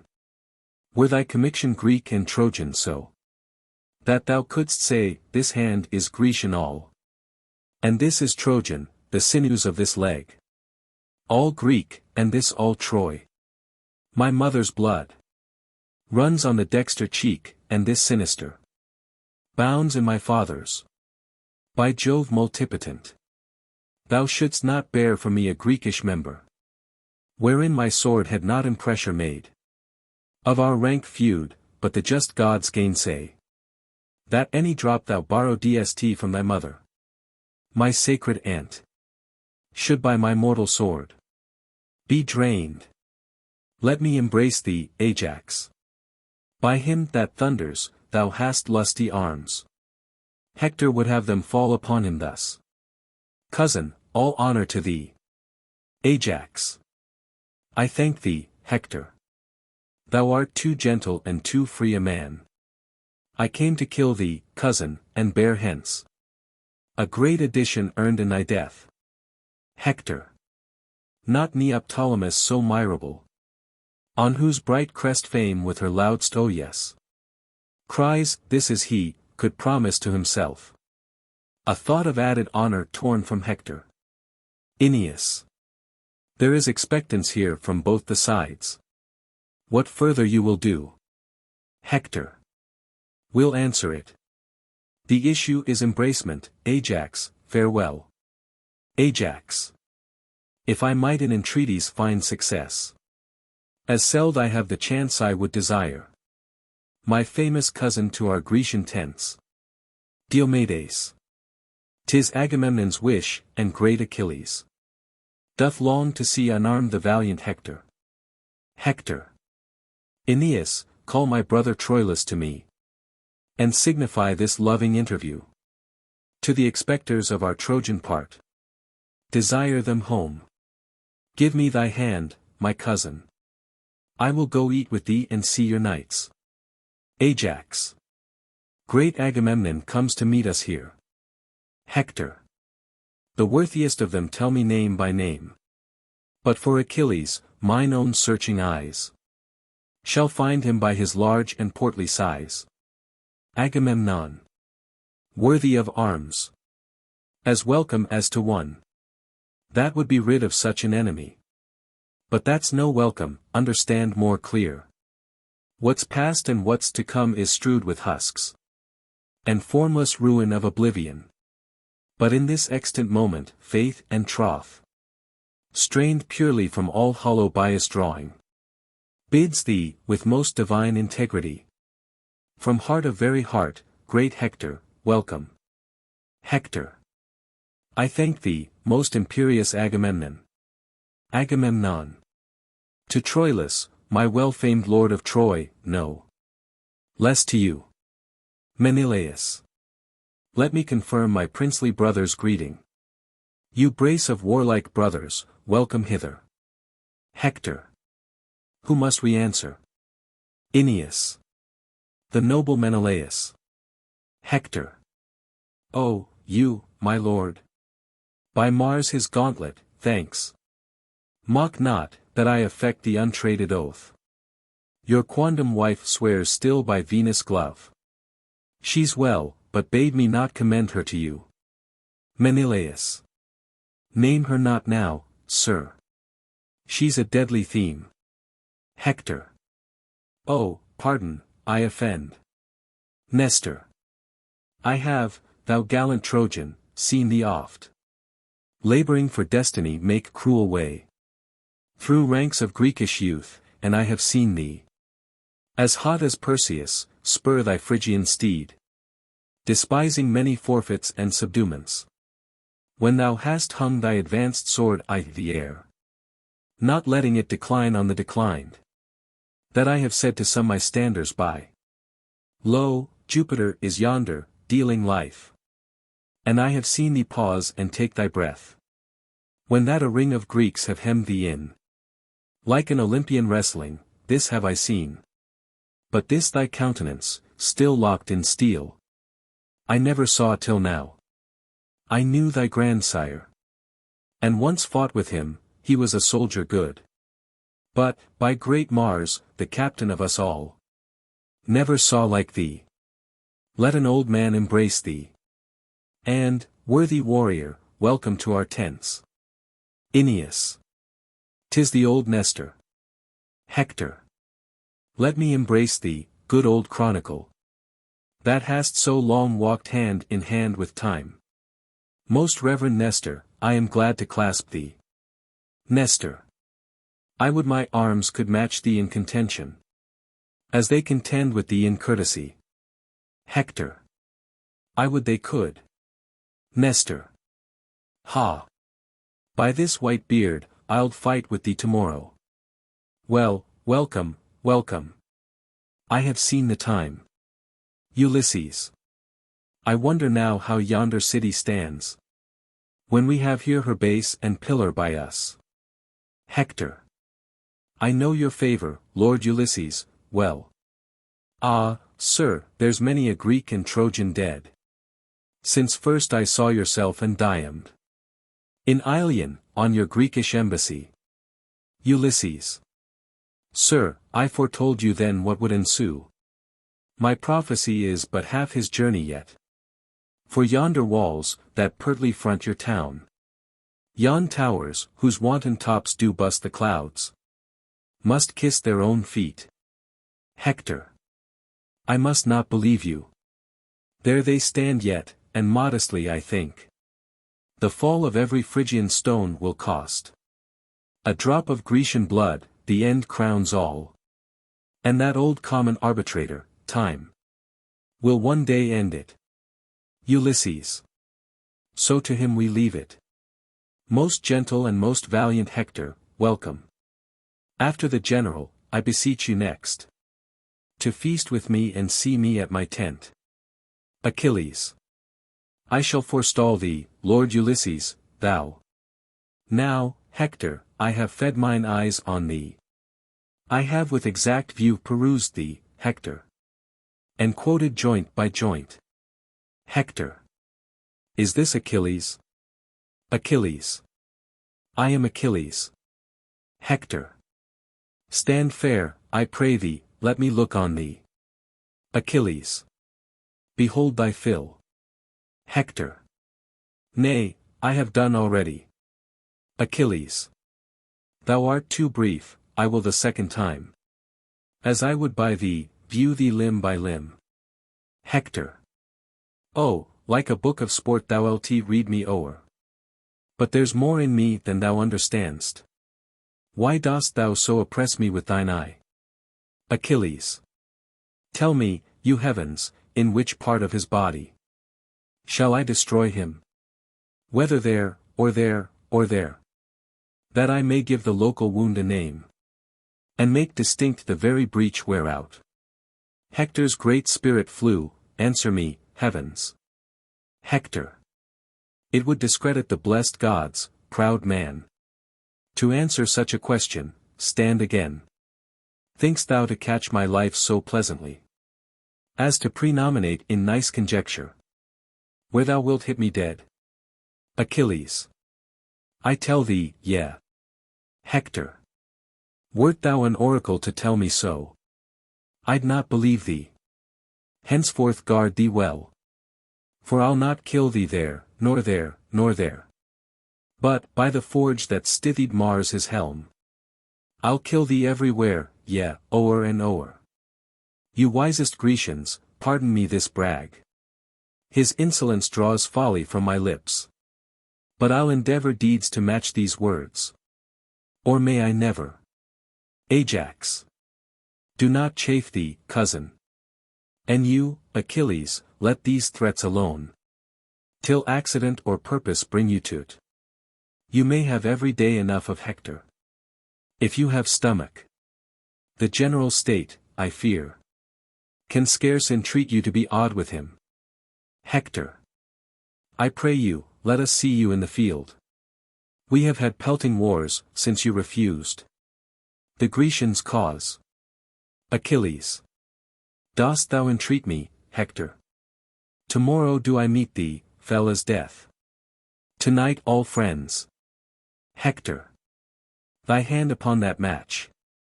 Agamemnon. First, all you peers of Greece, go to my tent.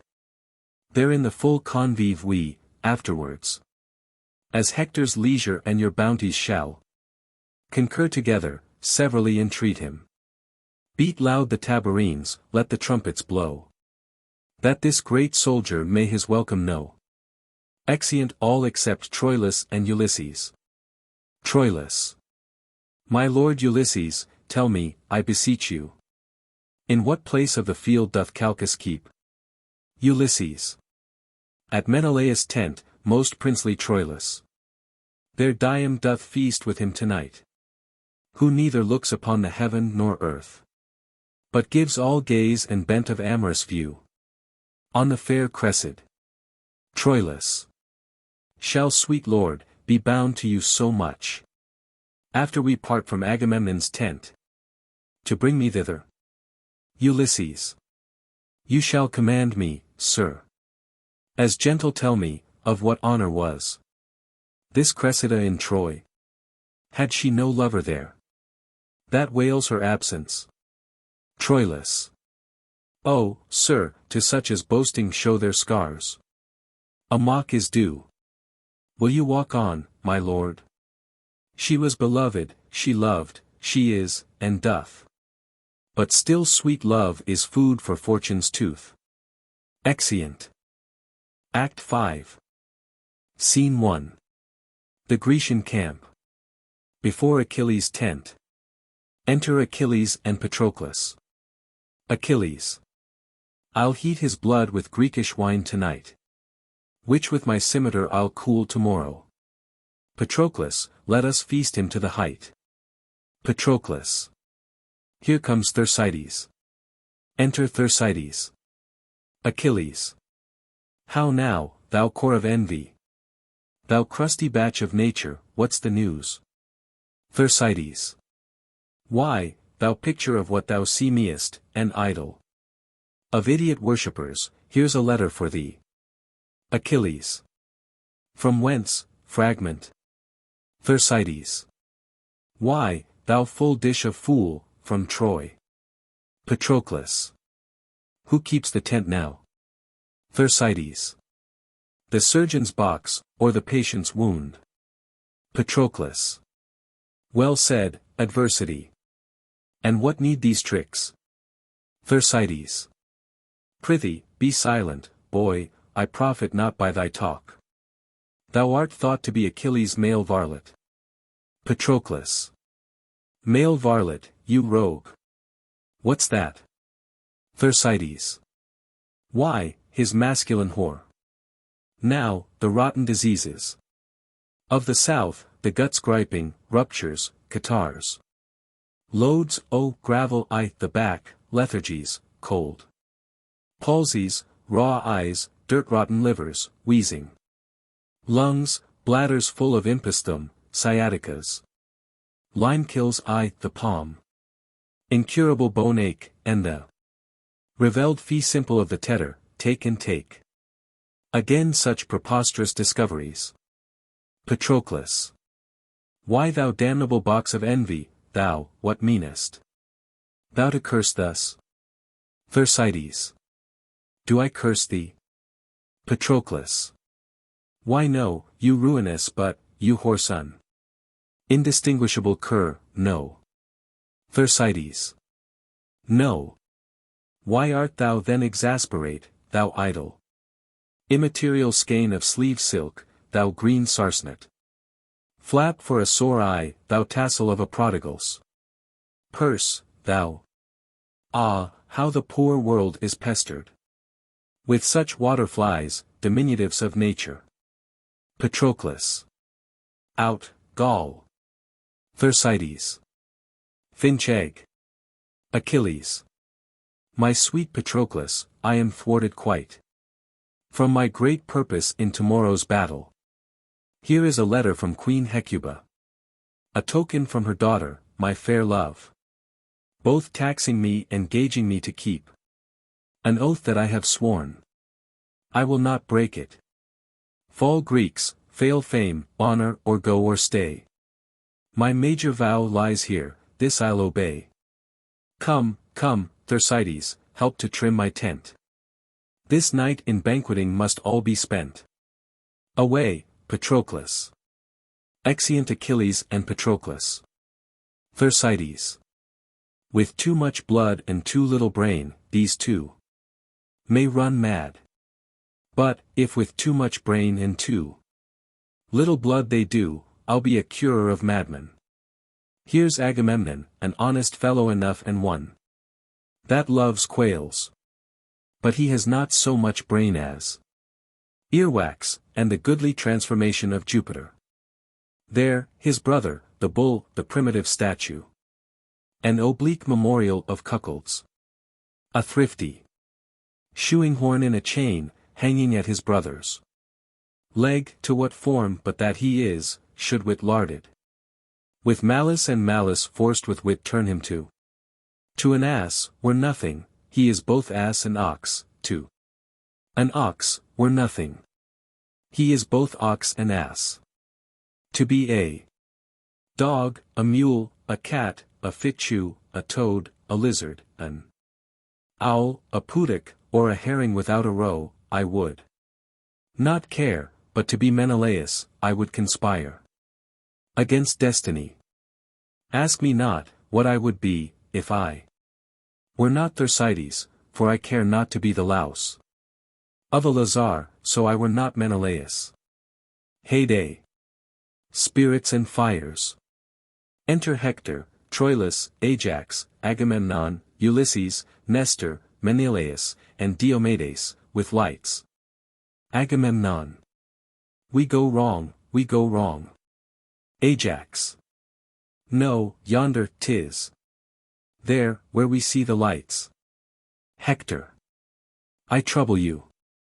Ajax. No, not a whit. Ulysses. Here comes himself to guide you.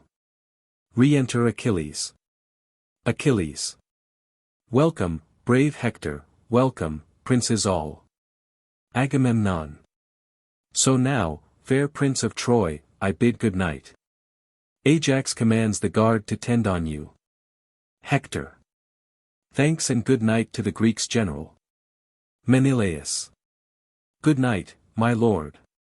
Hector. Good night, sweet Lord Menelaus. Thersites. Sweet draught, sweet, quoth A. Sweet sink. Sweet sewer. Achilles. Good night and welcome, both at once, to those that go or tarry. Agamemnon. Good night. Exeunt Agamemnon and Menelaus. Achilles. Old Nestor tarries, and you too, Diomed. Keep Hector company an hour or two. Diomedes. I cannot, Lord. I have important business. The tide whereof is now. Good night, great Hector. Hector. Give me your hand. Ulysses.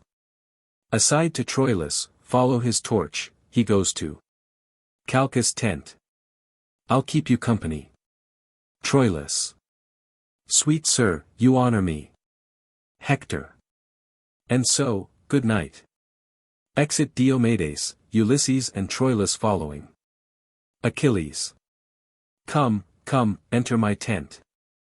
Exeunt Achilles, Hector, Ajax, and Nestor. Thersites. That same Diom's a false-hearted rogue, a most unjust knave. I will no more trust him when he leers. Then I will a serpent when he hisses, he will spend his mouth, and promise, like Brabbler the hound. But when he performs, astronomers foretell it, it is prodigious, there will come some change. The sun borrows of the moon, when Diomed keeps his word. I will rather leave to see Hector, than not to dog him. They say he keeps a Trojan drab, and uses the traitor Calchas' tent. I'll after nothing but lechery. All incontinent varlets. Exit. Scene 2. The same. Before Calchas' tent. Enter Diomedes. Diomedes. What, are you up here, ho? Speak. Calchas. Within, who calls? Diomedes. Calchas, I think. Where's your daughter? Calchas. Within, she comes to you. Enter Troilus and Ulysses, at a distance, after them, Thersites. Ulysses. Stand where the torch may not discover us. Enter Cressida. Troilus. Cressida comes forth to him. Diomedes. How now, my charge? Cressida. Now, my sweet guardian. Hark, a word with you. Whispers. Troilus. Yeah, so familiar. Ulysses. She will sing any man at first sight. Thersites. And any man may sing her, if he can take her cliff. She's noted. Diomedes. Will you remember? Cressida. Remember. Yes. Diomedes.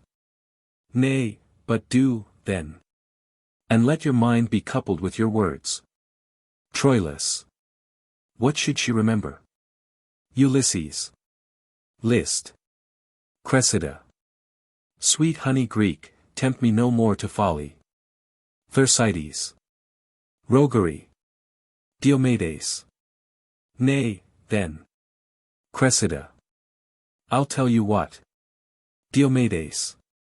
Fall. Come, tell a pin, you are forsworn. Cressida.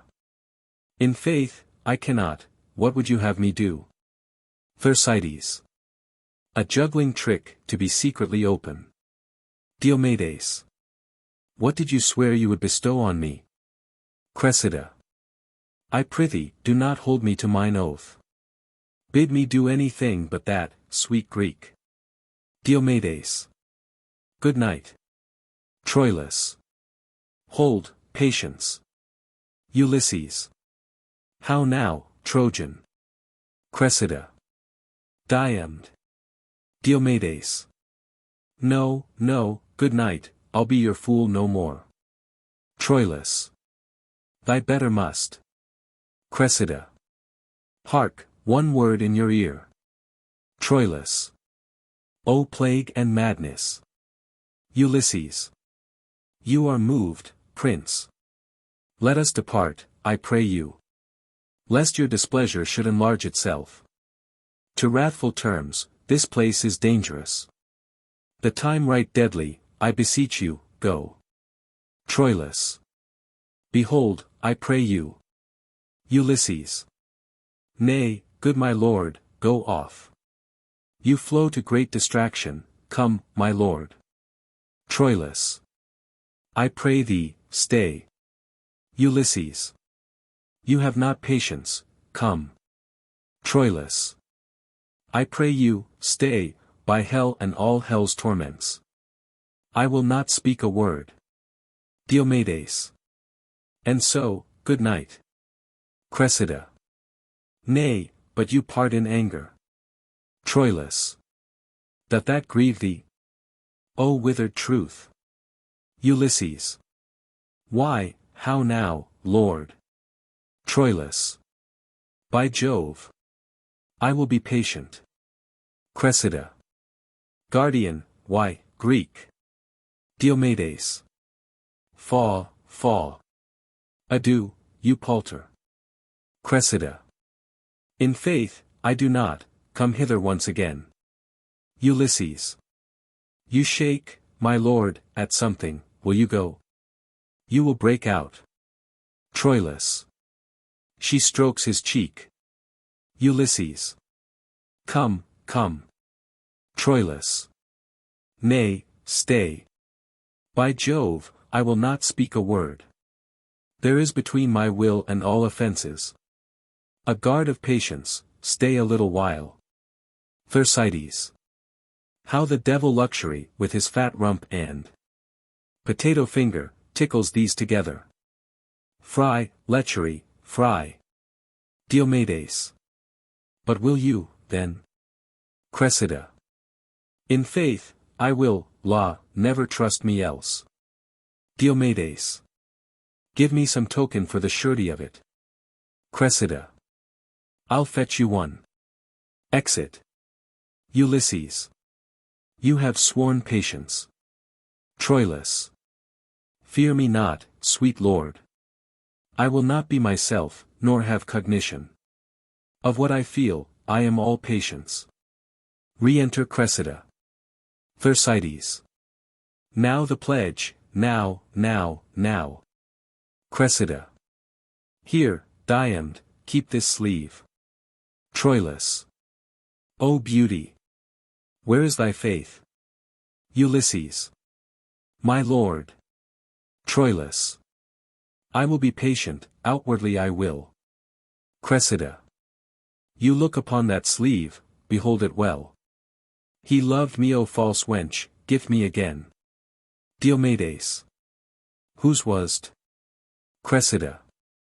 It is no matter, now I have't again. I will not meet with you tomorrow night. I prithee, Diomed, visit me no more. Thersites. Now she sharpens, well said, whetstone. Diomedes. I shall have it. Cressida. What, this? Diomedes. I, that. Cressida. Oh, all you gods. Oh pretty pledge. Thy master now lies thinking in his bed of thee and me, and sighs, and takes my glove, and gives memorial dainty kisses to it. As I kiss thee. Nay, do not snatch it from me. He that takes that doth take my heart withal. Diomedes. I had your heart before, this follows it. Troilus. I did swear patience. Cressida. You shall not have it, Diomed, faith, you shall not. I'll give you something else. Diomedes. I will have this, whose was it? Cressida.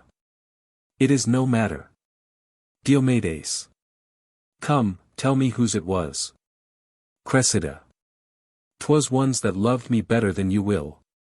But, now you have it, take it. Diomedes. Whose was it? Cressida. By all Diana's waiting women yond. And by herself, I will not tell you whose. Diomedes. Tomorrow will I wear it on my helm. And grieve his spirit that dares not challenge it. Troilus. Wert thou the devil, and worest it on thy horn. It should be challenged. Cressida. Well, well, 'tis done, 'tis past, and yet it is not. I will not keep my word. Diomedes. Why, then, farewell.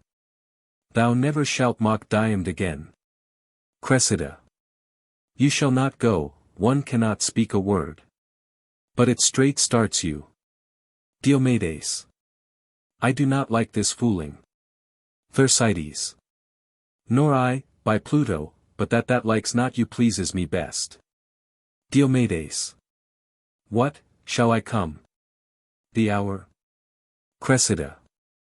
I, come, O Jove, do come, I shall be plagued. Diomedes. Farewell till then. Cressida. Good night, I prithee, come. Exit Diomedes. Troilus, farewell. One eye yet looks on thee. But with my heart the other eye doth see. Ah, poor our sex! This fault in us I find. The error of our eye directs our mind. What error leads must err. Oh, then conclude. Minds swayed by eyes are full of turpitude. Exit. Thersites.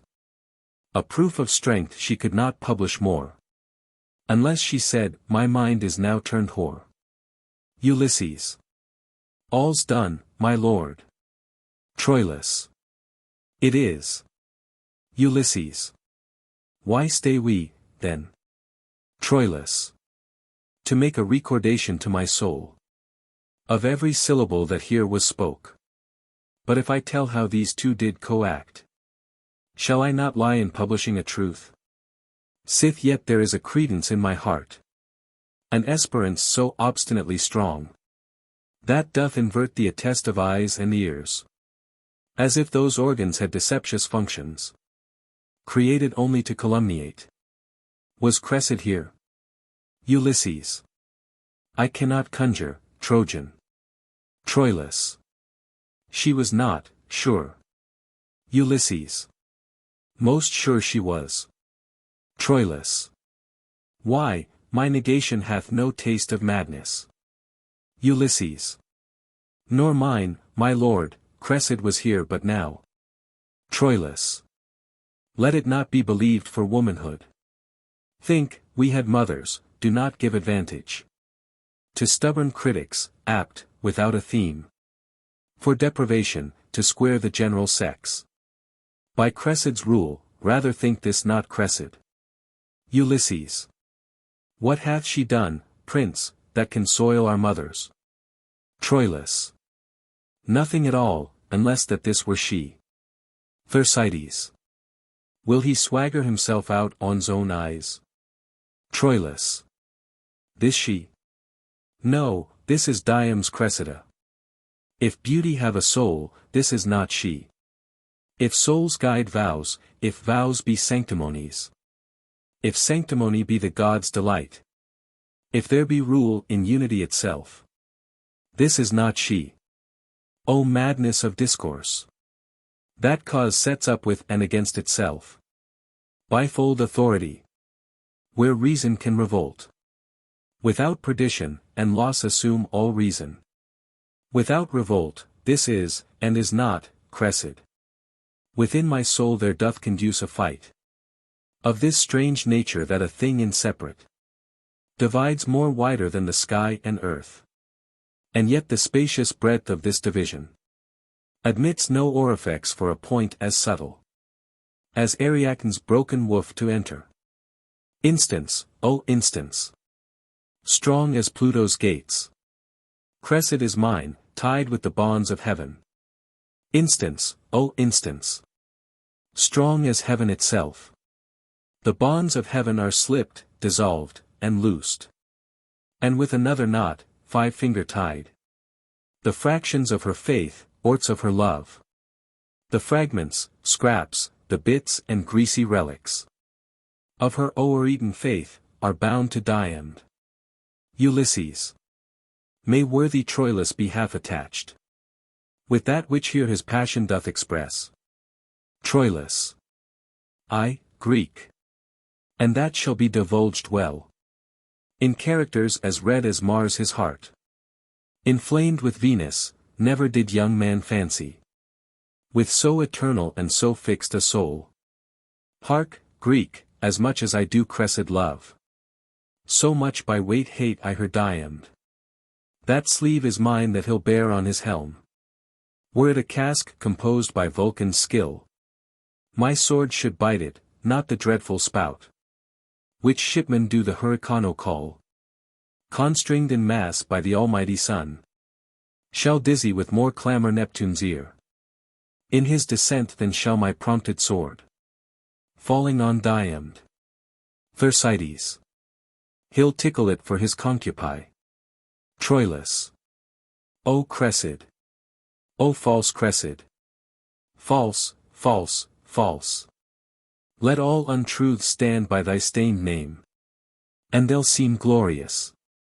Ulysses. Oh, contain yourself. Your passion draws ears hither. Enter Aeneas. Aeneas. I have been seeking you this hour, my lord. Hector, by this, is arming him in Troy. Ajax, your guard, stays to conduct you home. Troilus. Have with you, prince. My courteous lord, adieu. Farewell, revolted fair. And, Diomed. Stand fast, and wear a castle on thy head. Ulysses. I'll bring you to the gates. Troilus. Accept distracted thanks. Exeunt Troilus, Aeneas, and Ulysses. Thersites. Would I could meet that rogue Diomed. I would. Croak like a raven. I would bode. Patroclus will give me anything for the intelligence of this whore, the parrot will not do more for an almond than he for a commodious drab. Lechery, still, wars and lechery. Nothing else holds fashion, a burning devil take them. Exit. Scene 3. Troy. Before Priam's palace. Enter Hector and Andromache. Andromache. When was my lord so much ungently tempered? To stop his ears against admonishment. Unarm, and do not fight today. Hector. You train me to offend you. Get you in. By all the everlasting gods, I'll go. Andromache. My dreams will, sure, prove ominous to the day. Hector. No more, I say. Enter Cassandra. Cassandra. Where is my brother Hector? Andromache. Here, sister, armed, and bloody in intent. Consort with me in loud and dear petition. Pursue we him on knees, for I have dreamed of bloody turbulence, and this whole night hath nothing been but shapes and forms of slaughter. Cassandra. Oh, 'tis true. Hector. Ho! Bid my trumpet sound. Cassandra. No notes of sally, for the heavens, sweet brother. Hector. Begone, I say, the gods have heard me swear. Cassandra. The gods are deaf to hot and peevish vows. They are polluted offerings, more abhorred than spotted livers in the sacrifice. Andromache. Oh, be persuaded. Do not count it holy. To hurt by being just, it is as lawful. For we would give much, to use violent thefts, and rob in the behalf of charity. Cassandra. It is the purpose that makes strong the vow.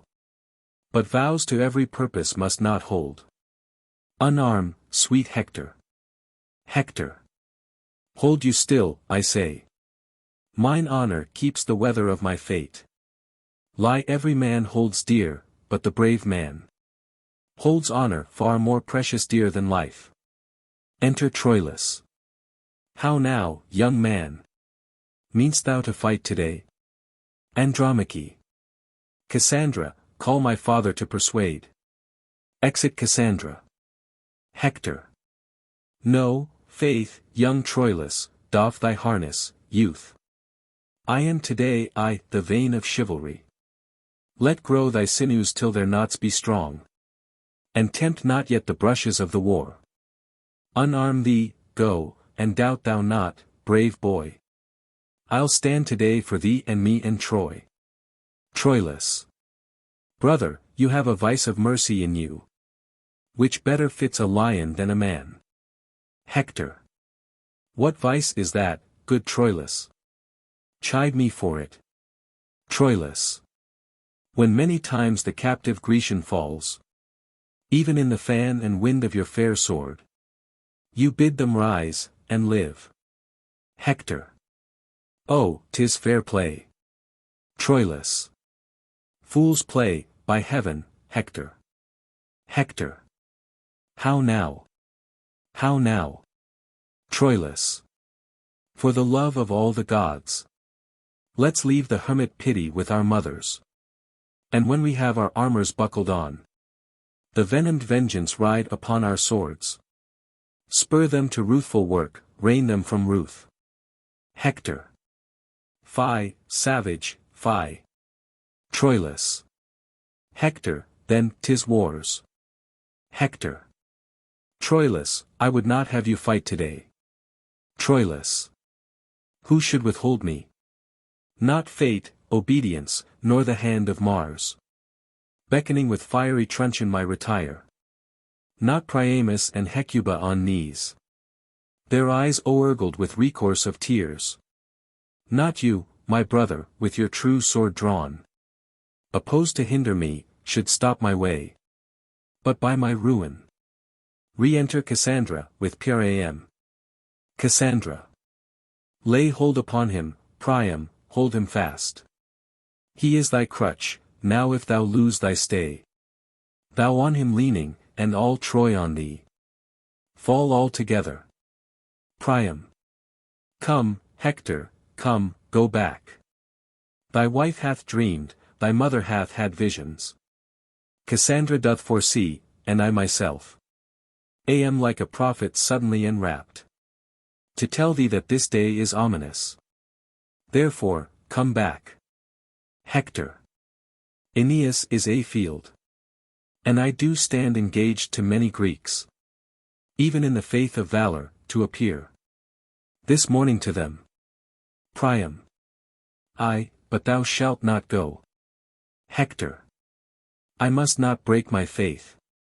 You know me dutiful, therefore, dear sir, let me not shame respect, but give me leave to take that course by your consent and voice, which you do here forbid me, royal Priam. Cassandra. O Priam, yield not to him. Andromache. Do not, dear father. Hector. Andromache, I am offended with you. Upon the love you bear me, get you in. Exit Andromache. Troilus. This foolish, dreaming, superstitious girl makes all these bodements. Cassandra. Oh, farewell, dear Hector. Look, how thou deest. Look, how thy eye turns pale. Look, how thy wounds do bleed at many vents. Hark, how Troy roars. How Hecuba cries out. How poor Andromache shrills her dolors forth. Behold, distraction, frenzy and amazement, like witless antics, one another meet. And all cry, Hector. Hector's dead. O Hector. Troilus. Away. Away. Cassandra. Farewell, yet, soft. Hector. Take my leave. Thou dost thyself and all our Troy deceive. Exit. Hector. You are amazed, my liege, at her exclaim. Go in and cheer the town, will forth and fight. Do deeds worth praise and tell you them at night.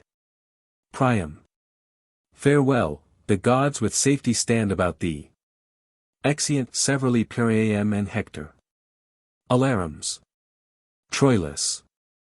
They are at it, hark. Proud Diomed, believe.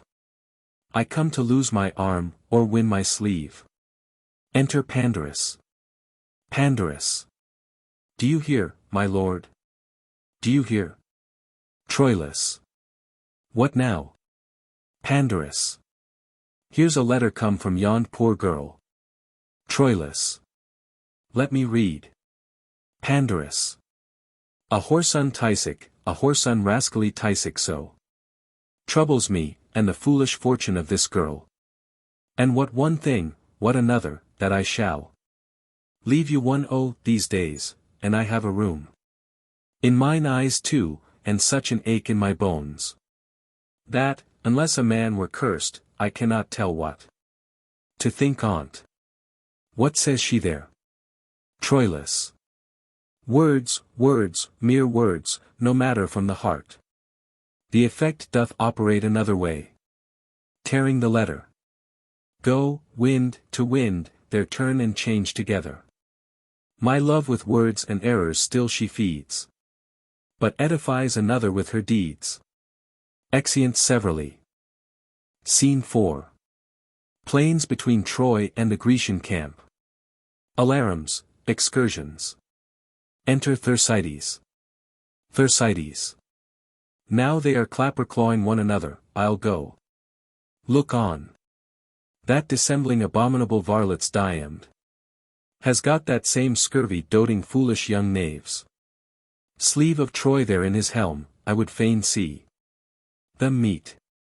That same young Trojan ass, that loves the whore there, might send that Greekish whoremasterly villain, with the sleeve, back to the dissembling luxurious drab, of a sleeveless errand. Oh, the t'other side, the policy of those crafty swearing rascals, that stale old mouse-eaten dry cheese, Nestor, and that same dog-fox, Ulysses, is not proved worthy a blackberry. They set me up, in policy, that mongrel cur, Ajax, against that dog of as bad a kind, Achilles, and now is the cur Ajax prouder than the cur Achilles, and will not arm today. Whereupon the Grecians begin to proclaim barbarism, and policy grows into an ill opinion. Soft. Here comes sleeve, and t'other. Enter Diomedes, Troilus following. Troilus. Fly not, for shouldst thou take the river Styx, I would swim after. Diomedes. Thou dost miscall retire. I do not fly, but advantageous care withdrew me from the odds of multitude. Have at thee.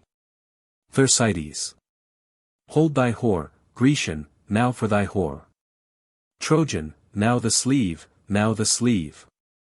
Exeunt Troilus and Diomedes, fighting. Enter Hector. Hector. What art thou, Greek? Art thou for Hector's match? Art thou of blood and honor? Thersites. No, no, I am a rascal, a scurvy railing knave. A very filthy rogue. Hector. I do believe thee, live. Exit. Thersites. God a mercy, that thou wilt believe me, but a plague break thy neck for frightening me. What's become of the wenching rogues? I think they have swallowed one another. I would laugh at that miracle, yet, in a sort, lechery eats itself. I'll seek them. Exit. Scene 5. Another part of the plains. Enter Diomedes and a servant. Diomedes. Go, go, my servant, take thou Troilus' horse. Present the fair steed to my lady Cressida. Fellow, commend my service to her beauty. Tell her I have chastised the amorous Trojan, and am her knight by proof. Servant. I go, my lord. Exit. Enter Agamemnon. Agamemnon. Renew, renew.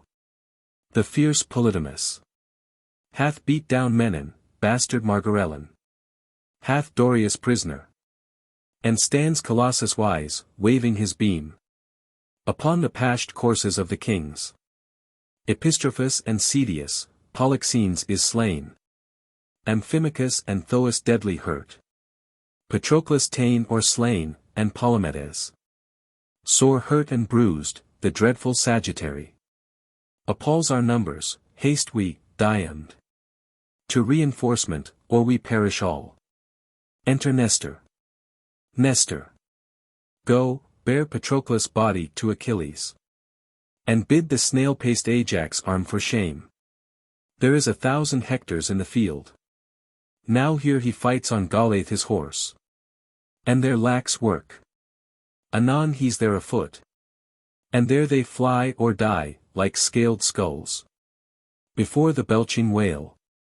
Then is he yonder. And there the strawy Greeks, ripe for his edge, fall down before him, like the mower's swath. Here, there, and everywhere, he leaves and takes. Dexterity so obeying appetite, that what he will he does. And does so much, that proof is called impossibility. Enter Ulysses. Ulysses. Oh, courage, courage, princes. Great Achilles is arming, weeping, cursing, vowing vengeance. Patroclus' wounds have roused his drowsy blood, together with his mangled myrmidons, that noseless, handless, hacked and chipped, come to him, crying on Hector.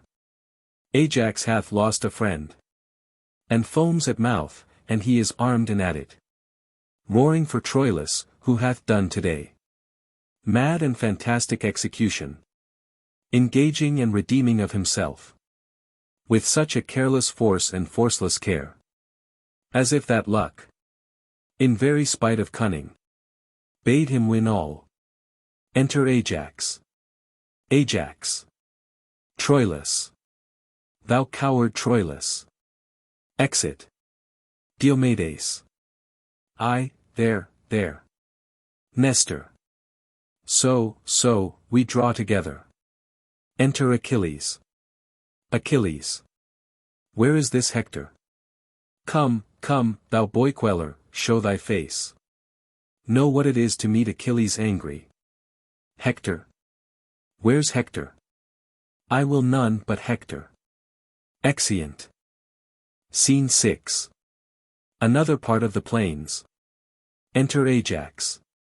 Ajax. Troilus, thou coward Troilus, show thy head. Enter Diomedes. Diomedes. Troilus, I say. Where's Troilus? Ajax. What wouldst thou? Diomedes. I would correct him. Ajax. Were I the general, thou shouldst have my office. Ere that correction. Troilus, I say. What, Troilus? Enter Troilus. Troilus. O traitor Diomed! Turn thy false face, thou traitor, and pay thy life thou owest me for my horse. Diomedes. Ha, art thou there? Ajax. I'll fight with him alone, stand, Diomed. Diomedes. He is my prize, I will not look upon.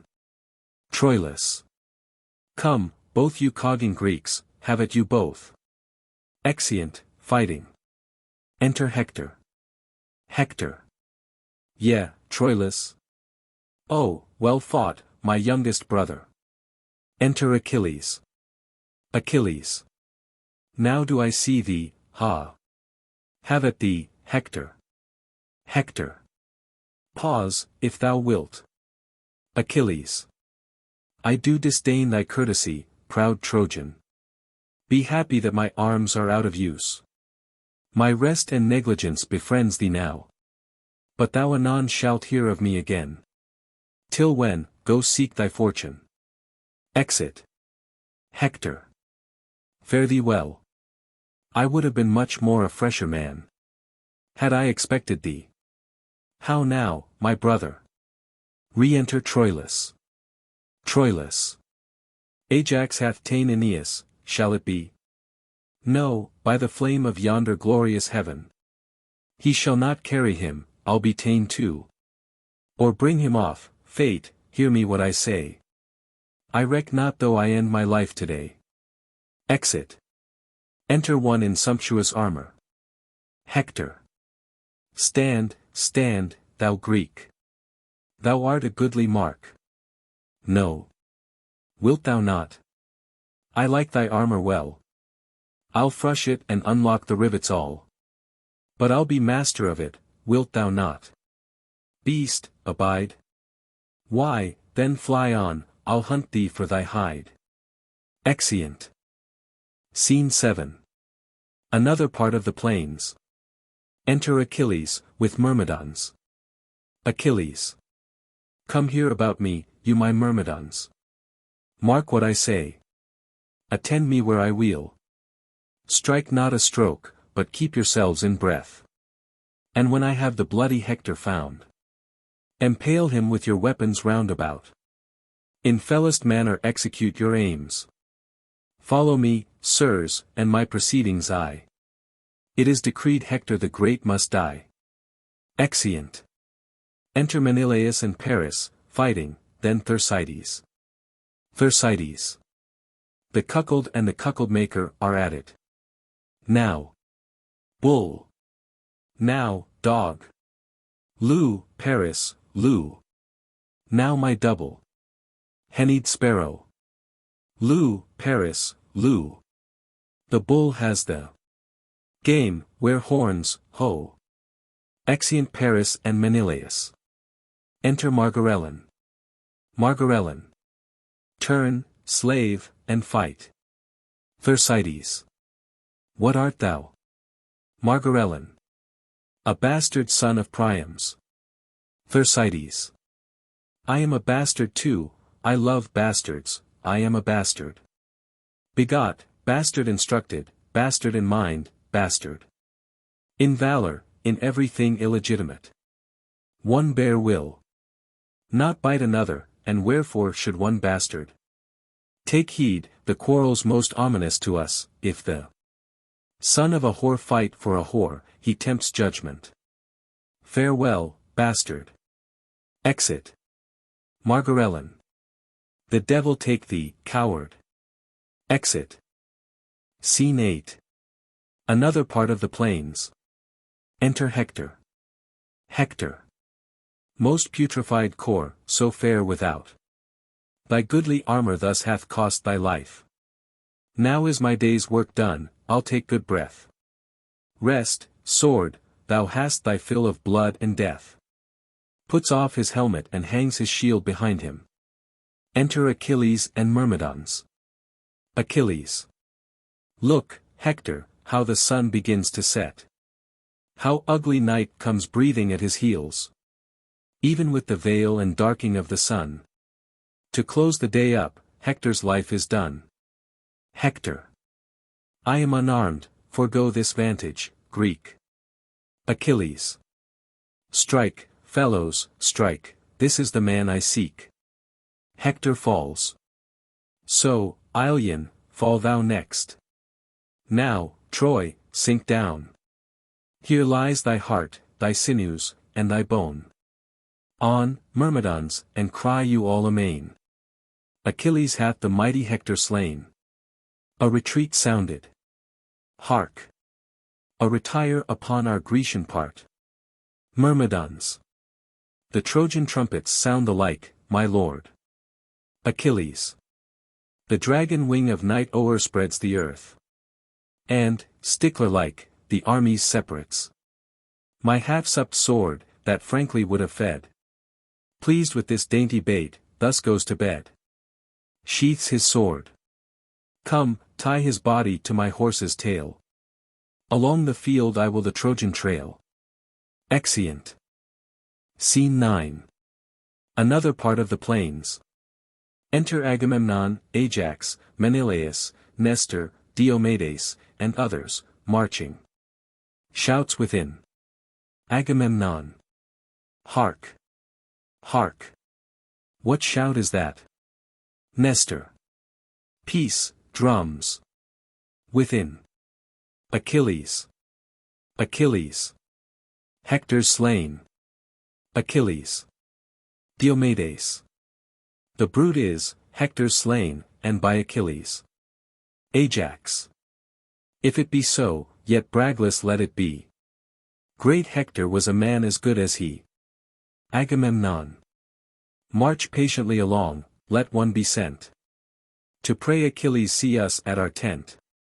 If in his death the gods have us befriended. Great Troy is ours, and our sharp wars are ended. Exeunt, marching. Scene 10. Another part of the plains. Enter Aeneas and Trojans. Aeneas. Stand, ho! Yet are we masters of the field. Never go home, here starve we out the night. Enter Troilus. Troilus. Hector is slain. All. Hector. The gods forbid. Troilus. He's dead, and at the murderer's horse's tail. In beastly sort, dragged through the shameful field. Frown on, you heavens, effect your rage with speed. Sit, gods, upon your thrones, and smile at Troy. I say, at once let your brief plagues be mercy. And linger not our sure destructions on. Aeneas. My lord, you do discomfort all the host. Troilus. You understand me not that tell me so. I do not speak of flight, of fear, of death. But dare all imminence that gods and men address their dangers in. Hector is gone. Who shall tell Priam so, or Hecuba? Let him that will a screech owl I be called. Go into Troy, and say there, Hector's dead. There is a word will Priam turn to stone. Make wells and Niobes of the maids and wives.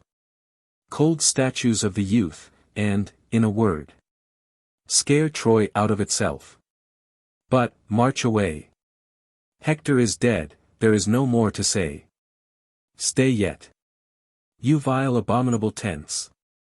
Thus proudly pite upon our Phrygian plains. Let Titan rise as early as he dare. I'll through and through you. And, thou great-sized coward, no space of earth shall sunder our two hates. I'll haunt thee like a wicked conscience still, that moldeth goblins swift as frenzy's thoughts. Strike a free march to Troy. With comfort go. Hope of revenge shall hide our inward woe. Exeunt Aeneas and Trojans. As Troilus is going out, enter, from the other side, Pandarus. Pandarus. But hear you, hear you. Troilus. Hence, broker lackey. Ignominy and shame. Pursue thy life, and live I with thy name. Exit. Pandarus. A goodly medicine for my aching bones. O world! World! World! Thus is the poor agent despised. O traitors and bawds, how earnestly are you set a work, and how ill requited. Why should our endeavor be so loved and the performance so loathed? What verse for it? What instance for it? Let me see. Full merrily the humble bee doth sing, till he hath lost his honey and his sting. And being once subdued in armed tale, sweet honey and sweet notes together fail. Good traders in the flesh, set this in your painted cloths. As many as be here of Pandar's hall. Your eyes, half out, weep out at Pandar's fall. Or if you cannot weep, yet give some groans. Though not for me, yet for your aching bones. Brethren and sisters of the whole door trade.